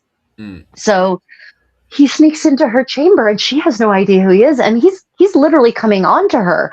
And she's a Protestant. She's a German Protestant, by the way. And so she's raised to be very proper. She has not been raised in a court where women are flirtatious and outgoing like that. And so she thinks this guy's trying to probably assault her. So of course she responds negatively to him. And Henry's ego is so bruised by her not just falling into his arms and being wooed, being won by this treatment, that he decides he doesn't like her. So he decides to resolve the cognitive dissonance of she doesn't like me. He resolves it by deciding I don't like her. And not just I don't like her. I think she's ugly. I think she's unattractive. She's not the right queen for me. He marries her anyway. Yeah. But they do not, on the wedding night, he literally goes and kisses her on her head, I think, to the chamber, and then leaves her there and goes off to, one of his mistresses, probably. I don't know. He smelled so bad at that point. Like, in my interpretation of the literature, when he goes up to kiss her, I always imagine the reason why he himself is repelled. I think it's because of her facial expression, in my opinion, which is probably never written down, because I always feel he smelled so bad at that point that she must have, had the stench and went, ugh, gross. And if you look at a man like that, they themselves are suddenly getting aggressive and they'll blame you. It's not their fault. It's your fault because you demasculated me by looking at me looking like that. I think he's expecting to go in there and suddenly, charm her like he had done previously when he was young with Catherine of Aragon and because when he was young, he was handsome. He was beautiful. He was. No, I would have had me a piece of Henry VIII to be young. Like that. This is why Jonathan Rhys Myers, who actually is from Mallow, I knew him before he got famous. This is why he was casted to play the main character in the Tudors. He was casted to play Henry VIII because they wanted to show a young, beautiful, fit Henry VIII. But the problem is by the time he gets up to Catherine of Aragon, he's not just fat and disgusting to look at. He smells rotten. He has the open sores, the ulcers on his legs. And I want to make this clear. Henry VIII bathed. He bathed regularly. He washed regularly. So it's not like regular body odor that we're talking about here. We're talking about the smell of decrepitude, right? It's not a good smell. But I mean, I think it wouldn't have mattered, honestly, to a woman with the temperament of Catherine of Cleves, raised in the sort of very strict Protestant environment in which she had been raised, I don't think it would have mattered. I think she was so modest and so chaste that she would have been offended by any of that French court behavior, right? That would have offended her, and that would have set her off no matter what. Maybe if she had known, if he hadn't tried to do this whole subterfuge, what he was trying to do, so from a certain point of view, I can understand he wanted her to like him for him, not because he was the King of England. So I think he was hoping maybe that there could be some kind of spark just based on his stunning, stellar personality. Yeah. Rather than his position. I can't blame him for that. God knows, the women in the court had been viewing him as an opportunity. That's a two-way street. Like everyone talks about, he forced those women into that position. Maybe in certain cases, but in other cases, many women recognize the value of being the king's mistress. Yeah. One of those ways that women can get power, even in a patriarchy, right? So he didn't have to force himself on many women, probably. Well, yeah. The old, what was it, smile and do it for England? Think of the Queen of England or something? Right. I mean, it's a different world when you as a woman have limited options to climb the power ladder. You will take the options. You will not only take the options, you will find the options. Yeah. Right. So, he was probably hoping that they could have some kind of genuine spark, and that it wouldn't just be based on her obedience to him as the King of England, right? He's that kind of romantic. He really was. He was the product. He's the product of the Renaissance view of medieval chivalry, which is really meta, I know. But he really hoped that they could have, she could be his new Guinevere, right? Yeah. That's what he was hoping. And I think she would have reacted that way no matter how he smelled. Yeah, she would have been put off. She would have been offended by this random man coming into her chamber. Especially, you think about this, talk about self-centered. Talk about not understanding the role that women must occupy in this society. Especially given that she needs to be perfectly chaste for the king. She must be a virgin for this marriage. If she is not only will she be shamed, but she could face seriously dire legal consequences. So here's this random man who's threatening her chastity. Oh, no, my dear, nothing doing. So of course she's going to react negatively to that. Of course she is. So yeah. But she's the one who realizes she is sharp as a tack. Yeah. She realizes, after 6 months, Henry's like, no, I'm done with you. And you know what she says? Okay, no problem. I'm perfectly happy for us to end this marriage. And she wins the Game of Thrones because he names her, he dubs her the Queen's sister or the King's sister. He endows her she becomes the richest woman in England. Seriously, like overnight, she becomes the richest woman in England. She's powerful. She has control of her life. She has control of these territories. She has all this income, and she has the respect of the king. And he's genuinely affectionate towards her at that point. Yeah. Right? Because she doesn't fight him, because she doesn't bring shame to him, because she obeys him. He rewards her generously. She plays the Game of Thrones and she wins. Yeah, she was always my favorite. But if you haven't noticed, I always prefer bookworms. Like my wife is a proper bookworm and stuff. So I always felt sorry for her more than all the other ones. But you're right, because I was always interested in following her line and what she did afterwards and stuff. Right. And she was very successful, but she was insanely good at administration. Like she was very good with numbers and stuff. So she was, once given the right position, she was always going to win the Game of Thrones from that perspective. And she really did. So maybe it wasn't a case of, maybe you're actually bang on right. Maybe it wasn't the case of her, looking at him with disgust, but just confusion, because she's not used to this kind of behavior. She's only because of, her court and her background and stuff, but because she is also naturally, if if you look at the numbers and stuff, kind of a bookworm. She's the kind of girl that spends hours reading a delightful book and then being excited, telling her husband about how great that book was and stuff. She's not the type of person to spend, find excitement going out on a Friday night and stuff. In my opinion, maybe I'm wrong about my interpretation. No. I mean, it's obviously it can be hard to tell. We don't necessarily have the kinds of sources that could give us that kind of insight. But my impression is similar. That she was very modest. She was very chaste. She was one of those early Protestants that were raised to be that way and to not participate in those courtly games, right? So she was probably excited reading a bunch of sermons written by Protestant preachers, right? That probably excited her. So, So it is very interesting that because she's actually quite switched on, she didn't actually make the list. So she is not in the list of women that are locked up. She's not. Do you know who is locked up on that list?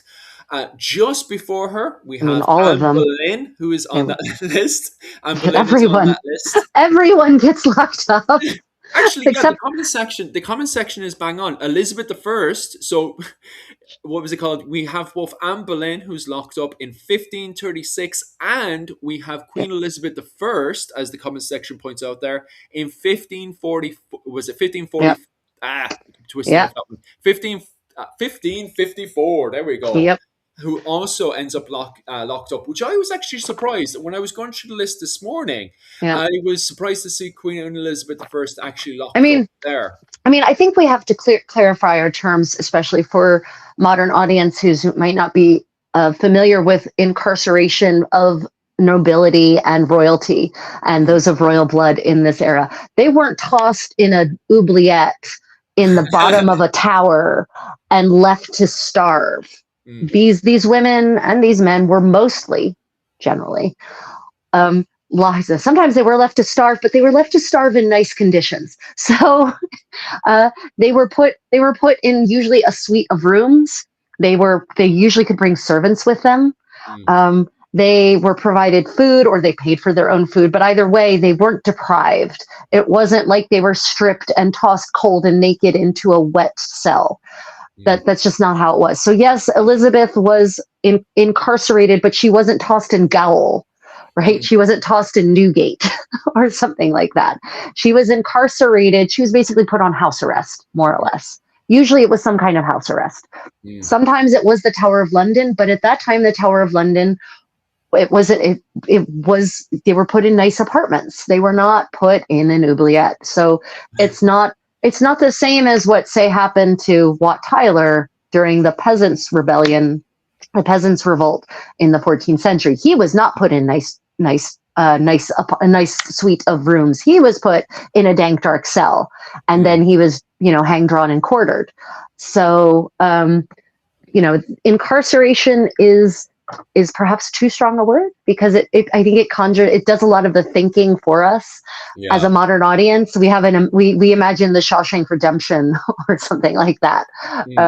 And it wasn't like that. Not for Elizabeth, not for any of these queens, not even for Anne Boleyn, who, ultimately paid the ultimate price. She was still kept in nice rooms until the day she died. Yeah.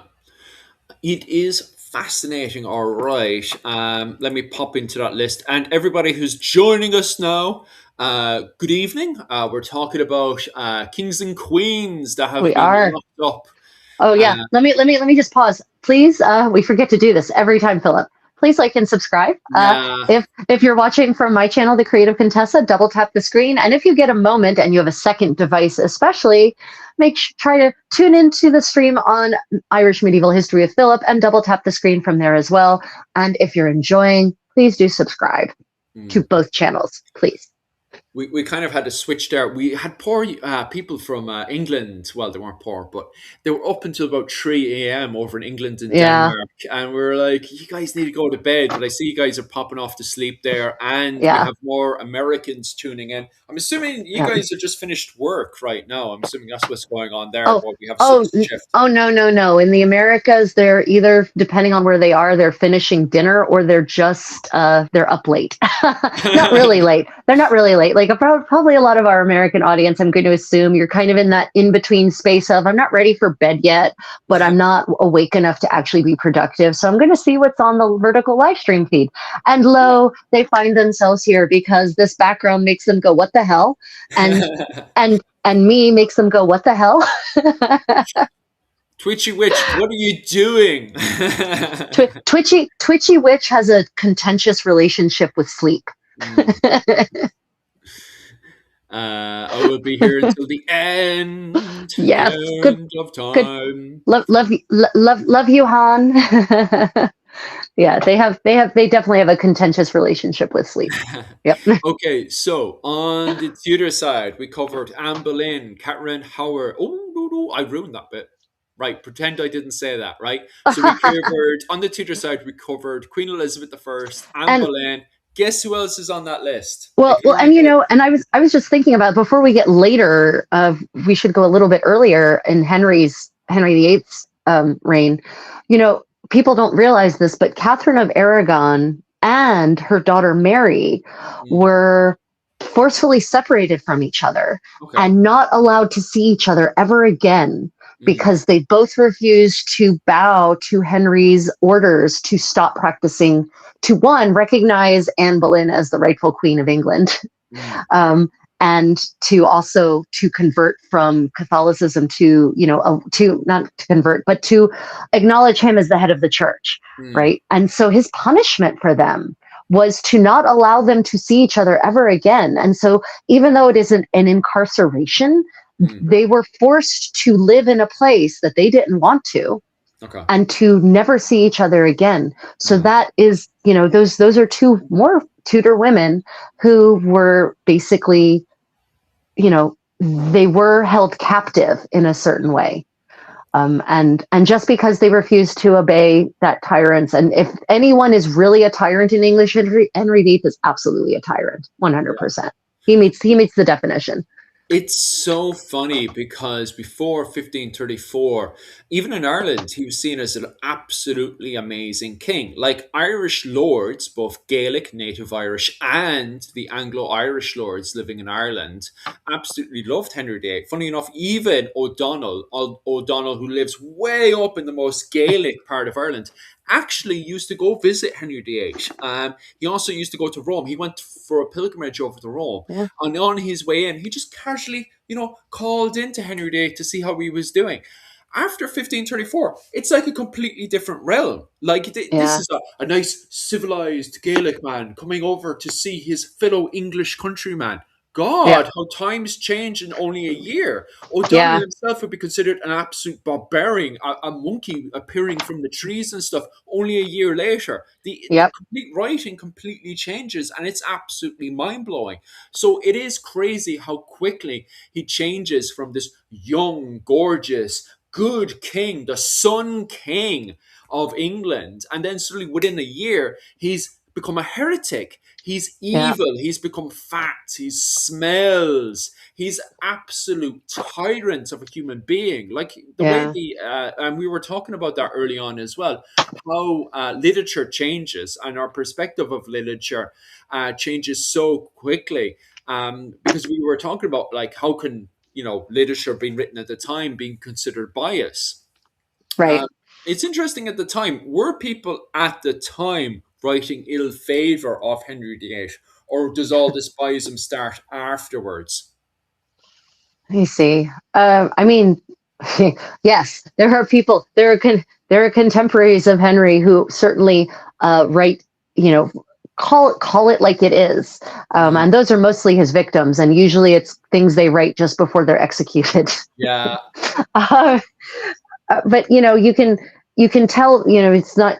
Sometimes actions do speak louder than words. So, You know, when Henry has someone executed and then, you know, just confiscates all of their lands and property, it's very clear that it was less a question of that person and what that person actually did, and more the wealth and power that that person held. Yeah. Right. So, Sure. yeah. So, you know, even people at the time acknowledging that you know, Henry is no longer the greatest. And there's a lot of people who supported him in his early years when he was the golden Renaissance prince, capital P, right? And they see the changes that are happening and they're very dismayed by them. And the ones I'm thinking, you know, oh, Cromwell and Wolsey and you know, these people who stand up to him, they get it in the end. So it's, yeah, they certainly, there is acknowledgement that there is a change. And I'm not to say, I have to be clear, a tyrant does not ipso facto mean an evil person. Tyrant does not ipso facto mean someone who only commits horrible acts against their people. Tyrant is a style of leadership. You know, tyrant is a style of leadership, and tyrants can use their tyranny to actually benefit the people. They can, and they have. We have plenty of examples of tyrants using their unilateral power to actually improve the lot of the majority of their people. The thing that makes a tyrant to me anyway is someone who takes unilateral action, who uses their power unilaterally and often in defiance of the law, or who decides they are the law and that the actual codes of law no longer apply, or who manipulate the law to achieve their ends. Right? Yeah. You know, Richard II was a tyrant, and he paid the ultimate price for it. You know, he was actually a tyrant. Richard III, a little bit, not as much as a lot of people think he was. And the mistakes he made were mostly political. Like if he had played the game better, he would probably have won the Battle of Bosworth. No question.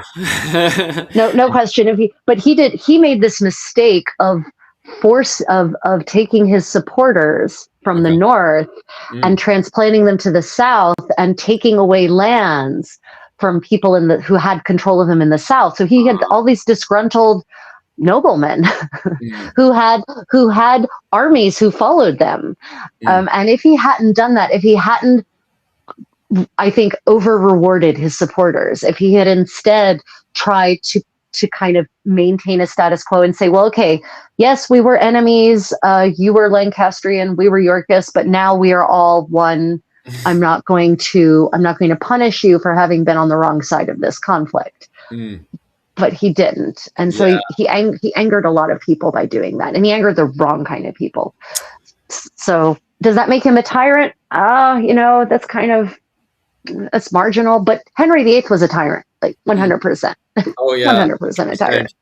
And it's funny because the comment section, Twitchy Witch, who has been writing absolutely brilliant comments from the very start. She always does. Love you, Han. She brings a very good point forward, which is head injuries will do that, especially combined with type 2 diabetes. And it's interesting because I remember about 20 years ago, this was kind of the main argument of what caused the sudden change in 1534. And I heard there was a good argument there that it could have been syphilis on the brain or something that caused the sudden change in his attitude. I remember that was an argument for a bit. Yeah, that seems to have been mostly debunked by medical professionals, as far as I can tell. Yeah, that was a theory that he developed neurosyphilis, and that completely changed his personality. But I think I agree with Twitchy on this one, and this seems to be where the scholarship is taking us. That he has this horrible accident, this jousting accident, like so many 16th century kings actually do. They have these horrible jousting accidents because at that point jousting has become the sport of kings. It's a sport. It's no longer training for war. It's just a sport, and they do it just for fun. But despite all of the protective armor, you can see some of it in Leeds. You can see Henry VIII's jousting armor in Leeds, actually at the Leeds Royal Armory. Despite all of this really clever protective layers they've developed, accidents still happen. Splinters of wood still get in through the eye slot and pierce all the way to the brain. You know, riders are still thrown from their horse with a shit ton of force, and that is the kind of traumatic injury that might not leave an open wound, but it will do a lot of internal damage and concussions, right? So traumatic brain injuries could actually be responsible for a lot of the mess that rulers end up making in the 16th century from jousting. And I agree that probably Henry VIII had at least one TBI, if not many, because he jousted all the time. He loved to joust until he, you know, had an accident, and then his legs started ulcerating and he couldn't really do it anymore. So and he was smelly. The ulcerations were pretty malodorous. That's true. Yeah, I think it was probably a TBI. Could be very responsible for a lot of the sort of sudden changes. I've read arguments also that it wasn't actually sudden, that if you take his life as a spectrum and you plot his behaviors and the choices he makes and the things he does across the entire spectrum of his life, starting from his basically his ascension as king to the time he dies, that it just reflects a kind of gradual change, and that it only seems sudden to us because most of us are missing the interim events between golden prince of the Renaissance to tyrant to tyrannical, asshole. Yeah. But if you actually really look at all of the events leading up to that point, there is actually a gradual shift. So I've seen both arguments, and it could be both. It could be that he was changing anyway as a consequence of getting older, which a lot of people do. A lot of people, if you look at, take a lot of conservatives in America, if you actually look at them when they were young, conservatives, a lot of progressives in America, if you look at them when they were young, a lot of them were aggressively liberal, were aggressively progressive, and just kind of the natural consequence of getting older is to become more conservative with time. So it may have just been the natural progression, and then a TBI that just kind of made him a little crazy. And because Henry VIII was a part of that whole Maximilian clique, wasn't he? Because Maximilian, before he passed away, actually got on really well with the young Henry VIII, and it didn't even send him armor. So they were not. Yeah. So they were not really contemporary. I mean, they were contemporaries, but they weren't coeval. They weren't. I'm not sure if that's an English and a word in French. English. It is a word in French. Coeval. They were not of the same generation. Is my point. Maximilian was the generation before Henry. Yeah. But yeah, they got along well, for one, because of Catherine of Aragon, who was the cousin of, was a cousin of Maximilian, basically. Right. So all these connections. So yeah, they got along well. They were both, Maximilian might be one of the last medieval kings.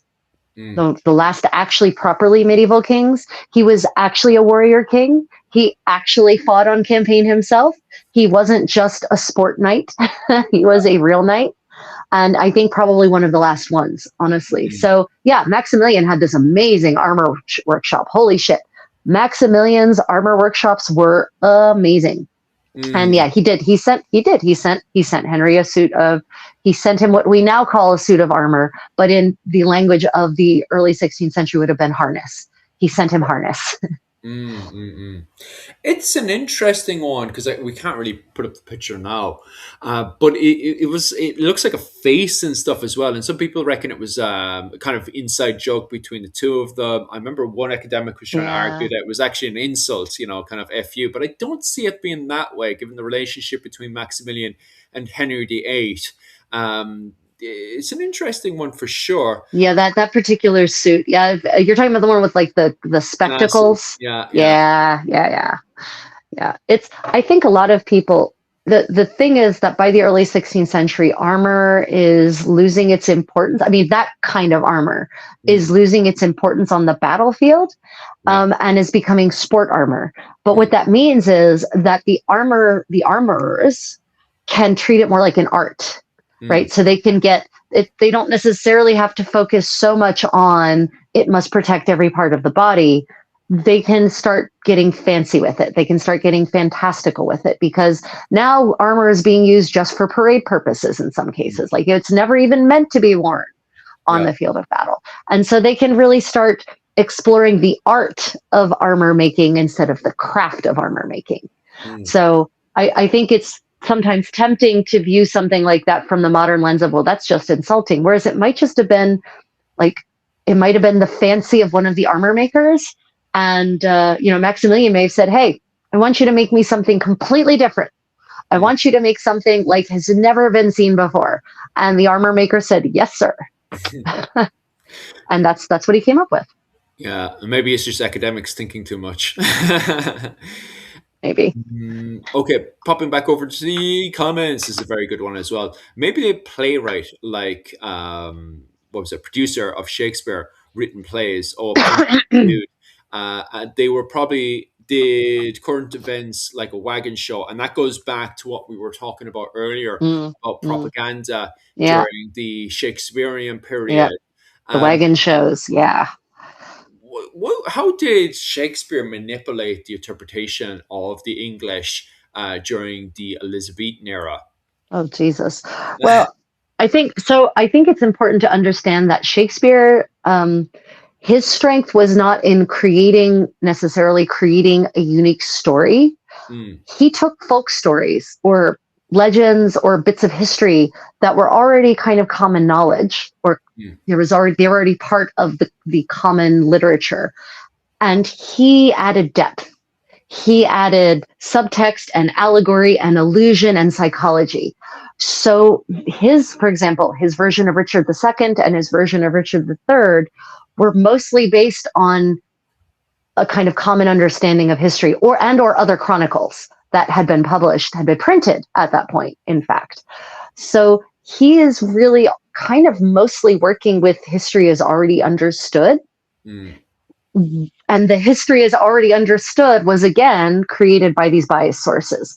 So it's kind of unclear how much he actually tinkered with what was then the 16th century understanding of that history, versus how much he just took the already extant understanding of 16th century history, of the 16th century understanding of history, and just dramatized it.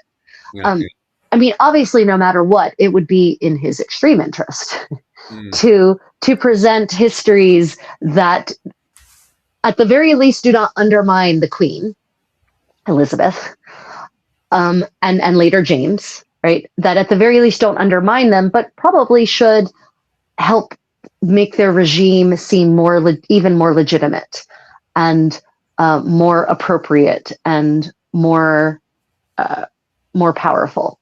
So yes, he's going to present it. Absolutely, he would be really, really self-defeating, maybe in a literal sense, to try to present a version of events that ran counter to the accepted narrative, shall we say?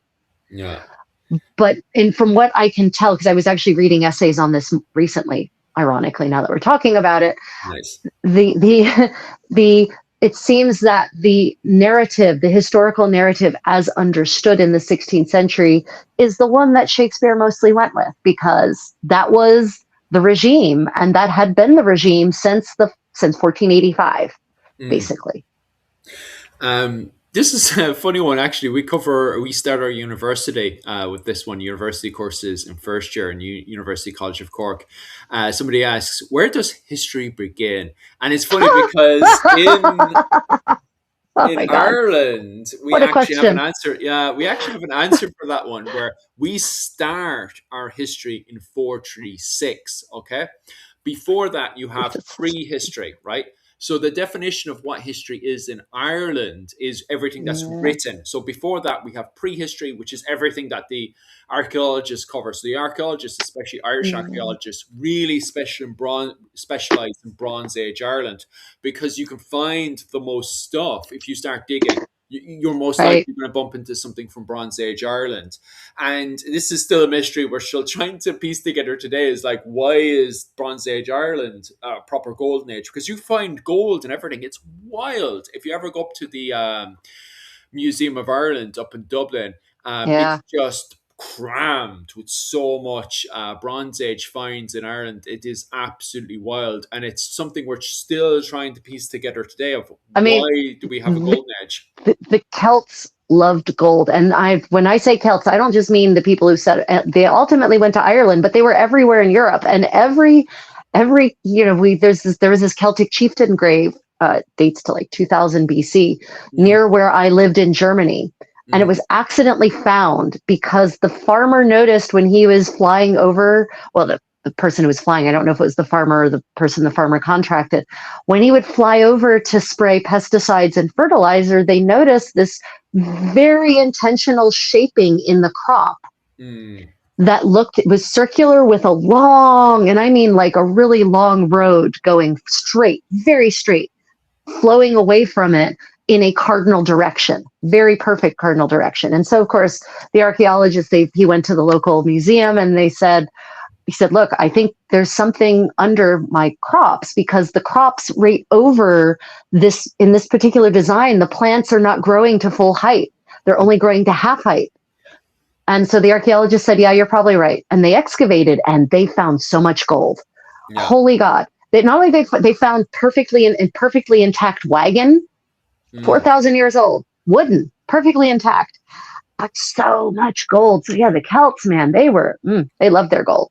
Oh, it's absolutely wild. We're still trying to work together, like, what the hell is going on here? Because there seems to be some Celtic Iberian link going on between Ireland and Iberia during its Bronze Age, because most of the, what was it called? The movement is going actually from Spain to Ireland, not from France to Ireland. There's a lot of movement between France and Britain, but weirdly enough, it doesn't seem to be the case in Ireland, especially with DNA testing and stuff seems to be revealing. So it's still stuff that we're trying to research and stuff, because, Jim O'Neill asks there, like, did Ireland have a gold and silver mine? We had a copper mine. So we were trading for the gold and silver, and there was a Yep. lot of copper found in Kerry. Kerry, believe it or not, was producing a lot of copper at the time. Yep. So that's where all the gold and silver from. The Irish don't get fully associated with gold until they go over to California, and that's where the sudden The gold change. rush. Yeah, Yeah. there's a sudden change in the attitude to the look of the Irish, because before then, because we lost the William Knight and Jacobite wars, and then we went from man-made famine to man-made famine, people would often turn around to the Irish and go, "Oh God, the look of the Irish, it's really unlucky." But then after the gold rush, people turned around. They couldn't work out that the Irish had done something like this, because at that point you had very anti-Irish propaganda. So the Irish were Right. seen as subhuman. So the fact that they planned to go to California and planned to take gold, they couldn't have done that. That was just Yeah. luck of the Irish. They had so much good luck. But of course, then the Irish should use that gold then to invest up to New York and then get into the theater scene and change people's opinion with the Jews of Manhattan, change the opinion people had of their communities through propaganda and stuff. Because before then, this is why the Jews of Manhattan and the Irish Americans are so close together, is because of the fact that they were both done, kicked down at that point. So they needed Yep. to change the opinion people had of them at that point. So that's what happened there. So you had really a change of opinion. And that's why, the Irish, sometimes you see kind of the gold, the leprechaun, and the, what was it called? The, oh my God, the four-leaf clover and the shamrock and all that kind of symbolism together in this day and age as being a positive, Right. is because of what happened down in California. Right. Where else are we going? Boom, boom, boom. We're coming up to the 10-minute mark. No. Right. So if you guys have any questions or anything you'd like to cover before we start finishing up there, or if there's anything you're quite confused with, by the way, myself Yep. and Rachel have been talking today on today's topic, which was kings and queens that have been arrested in history, and not just kings and queens, but also members of the royal family, celebrating Yeah. Right. Irish perspective, celebrating King Andrew being locked up. I would like to, one of the, we didn't really talk much. We didn't talk any of it. Edward II. We almost didn't talk about him at all. Edward II is the king who supposedly there's horrible apocryphal rumor basically at this point about how he died. Right. Yeah. You know what I'm talking about, right? Yeah. An old hot poker up the keister. Yeah, because I always take it as fact. So you take it as no, it is not fact. It is not fact. It's again, it only appears in a chronicle well after his death. And the whole not well after his death, when with Isabella the She-Wolf of France and right, that's Mortimer, right? That was her lover, Roger Mortimer. Yeah, Mortimer. Yes. They're trying to basically they depose him, right? She actually deposes the King of England, and they need to make that as legitimate a choice as possible in the eyes of the subjects, and so they basically slander Edward II. Like that's a smear campaign, pure and simple. And so by spreading the rumor of that kind of death, right, it makes it seem, obviously he got what he deserved, right? Because he's accused of being homosexual, which he clearly isn't, at least not purely, because he has a child with Isabella. And apparently he also has some bastard children with some other mistresses, from what I recently read. So I think he's just kind of pansexual, bisexual, like probably Edward II he preferred to have relationships with men, but not just romantic relations. I think he just liked the company of men. He was more comfortable with it. Yeah, this is where I find it funny. Like, is that form of propaganda used more for what the peasants taught about the kings? Because throughout this entire period, going from the Scottish War of Independence into the 100 Years' War, there's this constant theme of a king's favorite. And I was made aware of this because of the fact that a lot of the times when the King of England comes over to Ireland, he's not bringing his queen with him. He's bringing wink, wink, king's favorite. And then there's loads of gossip that seems to appear, and Irish tour guides today absolutely love it because of the fact that you can point at Dublin Castle and say, hey, look, that's where the King of England was with his king's favorite. Wink, wink, wink. So is that kind of propaganda used within the circle itself of the elite, or is that used more for the peasants to go, oh, he was a homosexual, he was unnatural? Is that what's going on? I think I expect there's definitely that we need to spread this idea of him having been an unnatural king. Yeah. And despite the fact that the Middle Ages, the medieval people have a very complicated relationship with I'll just call it non-heterosexuality, because on the one hand, very often in practice it's ignored. Yeah.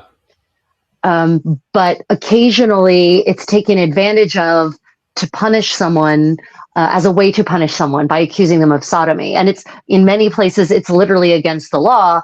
And one of the punishments, if you are convicted of it, is being burnt alive. So on the one hand, by law, it's illegal. But on the other hand, in practice, there's lots of evidence of men having relationships with men. Less evidence of women having relationships with women, but some, so we know that there's plenty of it, but it's just not treated the same way. It doesn't seem to be treated the same way in society at the time as it can be now. But that's also because these relationships weren't like, it definitely, very little evidence that it was like it is now, where homosexual men or homosexual women now can be openly affectionate with each other and can act like a romantic couple together, right? That doesn't seem to have been the case, which is where the term the king's favorite comes from, because the public expression of the relationship was more brotherly, shall we say? It was more brothers in arms. It was more, we are, it's a bromance, right? It was more like a bromance. So it can be very hard to tell whether the relationship was sexual just one of mutual affection and respect and esteem, right? We want to apply our modern idea that it has to be one or the other when that's not true. Mm. Right? It could be both, or it could be neither, or just one. But the outward perception, the outward appearance of it is going to mostly be two men who just spend a lot of time together. Full stop. Yeah. Right. It's not going, and that's why he gets called the king's favorite. And the king's favorite part is generally envy, because being the king's favorite, whether or not there is sexual activity involved, the king's favorite comes with lots of perks. It comes with more power often. It comes with inappropriate levels of power. Very often the king's favorite is someone who probably shouldn't be that close to the king. I mean, in terms of like proximity, like actual proximity. That is, it's someone who's too far down on the hierarchy, who, somehow ended up interacting with the person who would become king. They developed a relationship. The prince becomes the king. He takes his favorite with him to court. He gives his favorite titles. He gives his favorite land. He gives him military assignments. He gives him power. And that engenders envy and also outrage on the part of the established aristocracy, who feel they're the ones who should be getting all of these perks. Yeah. Right. And so this, right. So the second you have that situation, then the slander is going to start. And so we can't tell whether, if there is a record, and it's so rare that we find this, if there is actually a record that is plainly states the king and his favorite were getting it on, right? Like, I've never seen that. But if we had such a record, we would have to doubt it. We would have to question who is writing it. Why were they writing it? It's like, I feel like we've come full circle. Look at that. We've come full circle in our conversation. There's a great book in Ireland. If anyone's interested in this, I actually have it here. Where is it? The Fin Cycle. Oh, yes, right. Medieval Irish, a story of same-sex change by Ty Gauchet. This one is actually a brilliant one. I have it here. I don't know if you guys... Is that new? Is it new? When did it come out? It came out in... I have it on me, so it's not new, but 2017. It came out in 2017. Nice. It's an absolutely brilliant book, and it talks about what gay relationships were like in Ireland. And it's quite funny because it was, I don't know how to say this without getting kicked out of it, because obviously we're all adults here.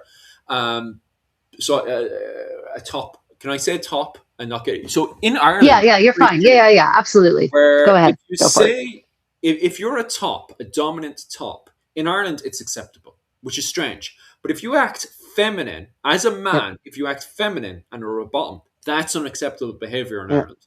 That's so funny and strange how it's like, as long as you're masculine and manly, you can do that. If you're having a bit of fun over there, that's your own business. But the moment you act feminine as a man, that's where it's unacceptable behavior in medieval Ireland.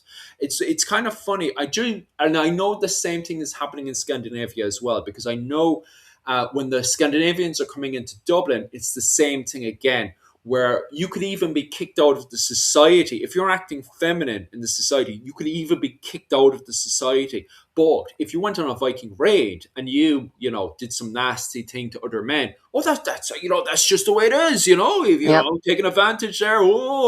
But if you were the bottom in any of those situations, the submissive or the bottom, that's unacceptable. It's very funny how even the Scandinavians, when they come into Ireland, also have that interpretation as well. I do wonder, is that the same thing in Europe, where as long as you're the dominant one in there, that's your business. What you do behind closed doors, what you do. But at the moment you start acting a bit girly about it, that's where it's, unacceptable behavior. Because I do know Dermot Scully, Dr. Dermot Scully, who is a proud homosexual man, who is the professor in University College of Cork. He did point out that, that sort of behavior in Europe, full stop, is kind of more unacceptable than what it is in Ireland. Do you think that's the case, or what's your interpretation? What is unacceptable? Again, this looking at the record and looking at the laws, the sodomy laws, and the way they were enforced, right? it seems to be that there's a discrepancy, there's a gap between what is socially acceptable and what is legally acceptable. I will tell you that in Florence, they they have such a prevalence of homosexuality that seems to be actually homosexual because it's interfering with the creation of the next generation. And the state decides that they will open public brothels in the early 15th century as a way to ungay the gay men in Florence. Clearly, they don't understand how homosexuality actually works in terms of wiring, but they acknowledge that it's such a problem that we need our men to, at the very, what they do for fun doesn't matter, but we need you to have babies. You can't have babies with other men. You need to have babies, and we need you to marry, right? We need you to marry and form dynastic relationships, because that's how the business is carried on. That's how power is built in Florence and across all of Italy, really. So to try to ungay them, they open a whole bunch of publicly regulated public brothels that are publicly regulated, that are, the women who work there are basically city employees. So, I know that it wasn't a question of it being, even though they sometimes frame it as a question of morality, but really it comes down to, this is going to be bad for the growth and power of our city if we stop having babies. So we need you men to do your part and have some babies with the women, please. So it's, in that case, it seems to be more a practical question rather than a moral judgment, even though, of course, in the laws that are written, there is some moralizing language. That's how laws work. Laws always have moralizing language in them, no matter what. Yeah. But yeah, I agree with the comments section as well. I lived next to a marine base as well, because I'm over in Okinawa, and it's very difficult to see which one. And I'm not trying to be offensive to anybody in the Marine Corps, but I do agree with the comments section. I do find it hard to see which one is a homosexual and which one's straight. And I'm not saying that in a kind of derogatory term or anything. It's just you go out drinking with some of the Marines, and suddenly they're there with a ladyboy. And it's like, oh, and they're like, yep. And they're like, oh, okay. And it's not just in Okinawa. It's also in the Philippines as well, where they have relationships with the local ladyboys and stuff. And once again, I'm not trying to be... no, that is the term. That is the term that is used here in Asia. Yes. They're called ladyboys. It is not meant to be offensive. That is the term that is used here.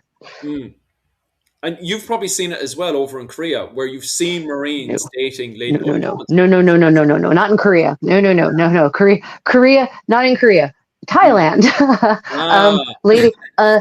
Let me just say that homosexuality, I think, is still illegal here, technically speaking. So it's just now, I'm not certain. It was as of 10 years ago. I don't know if they've changed that law, but it's only slowly becoming socially acceptable. So we don't really have a surfeit of ladyboys or trans anything yet. Because the expression of that would have been illegal, punishably so. So, yeah. It's very interesting. Not yet. Give it 10 years. It's interesting how Japan then is so insanely liberal when it comes down to how people express themselves sexually in Japan, which kind of blew my mind when I first came to Japan, where Japanese people are very quiet, unless they've had a few drinks. But then when you walk into their shops and stuff, and they're buying, certain books for women, you will see women in shops standing there just happy reading. And I was like, that's a shock to me, because living in Ireland, you would never see a woman in a million years being seen in public. They're buying the books. They obviously are buying the books. But they would never in a million years be seen with the book. You're like, oh, no, gosh, I wouldn't even look at a man. The way some women talk in Ireland.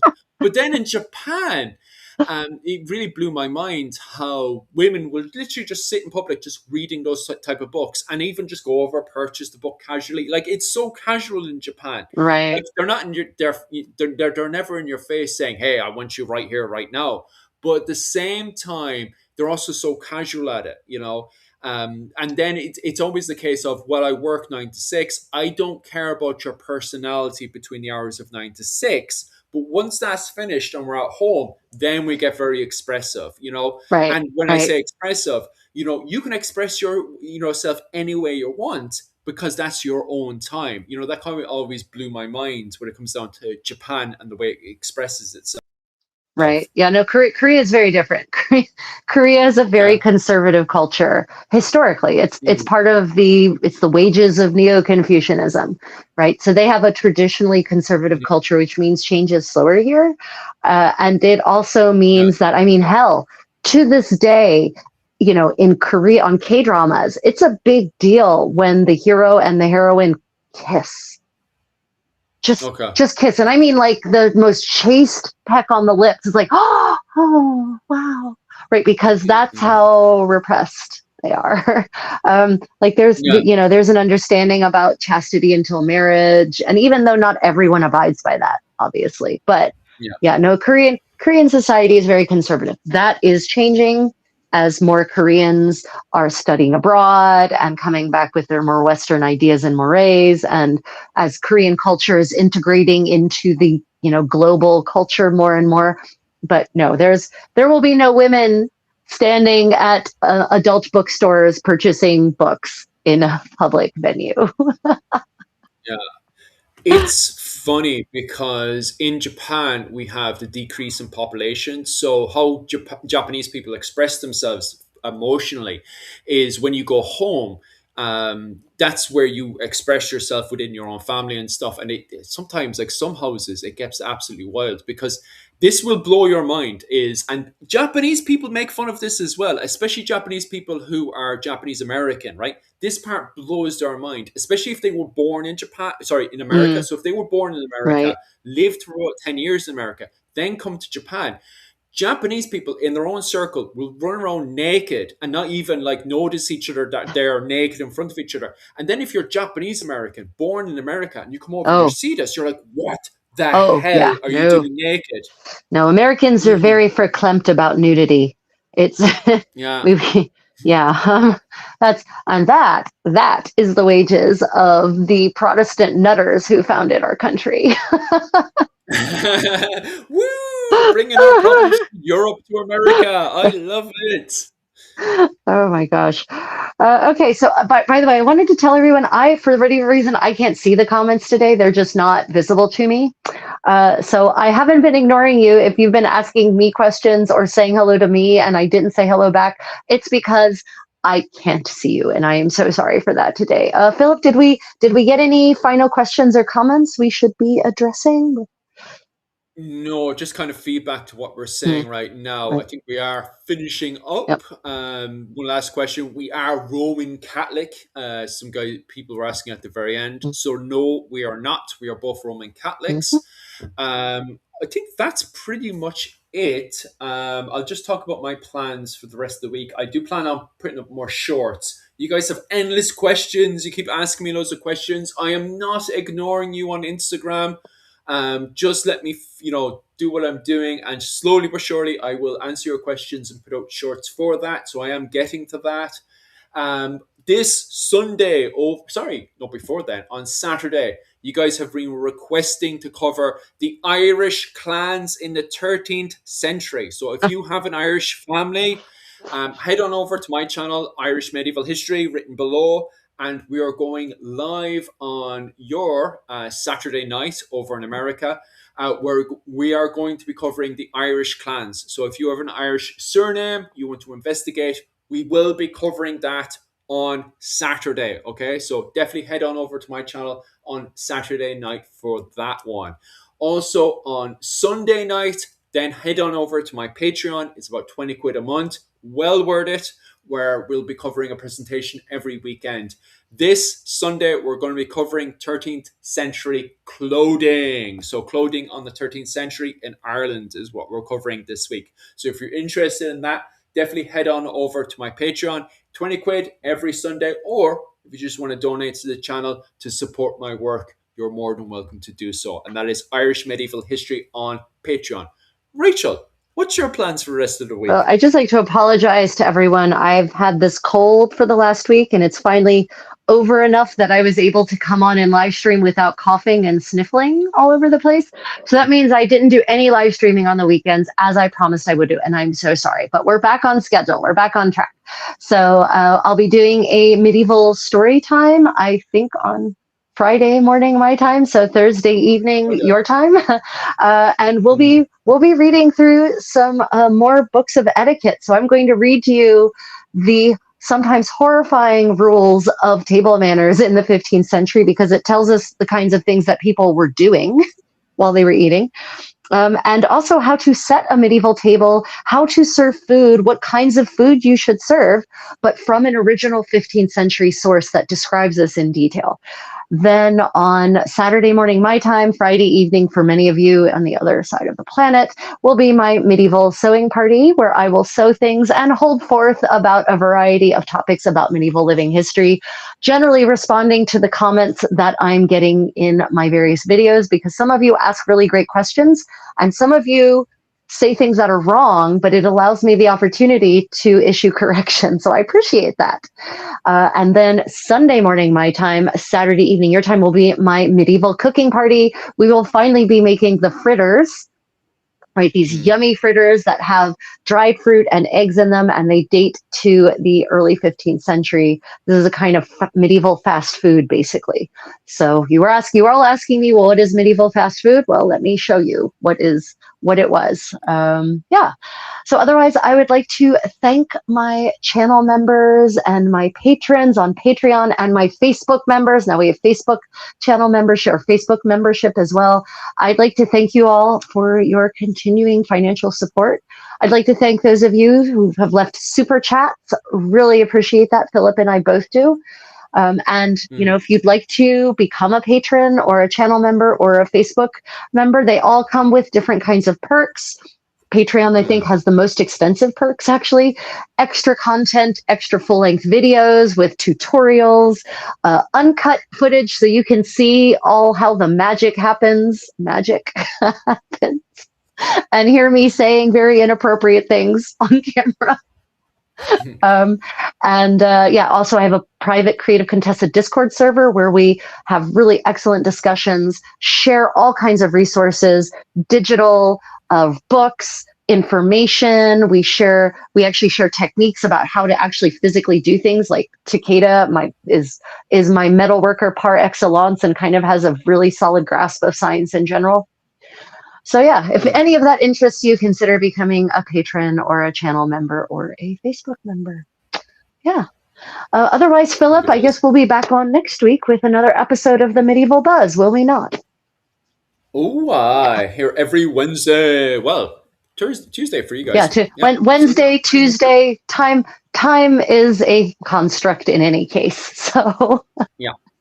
So somewhere around there. All right, guys, we'll finish up there. See you when I see you. Slán go bhfuil. Stay creative, everyone.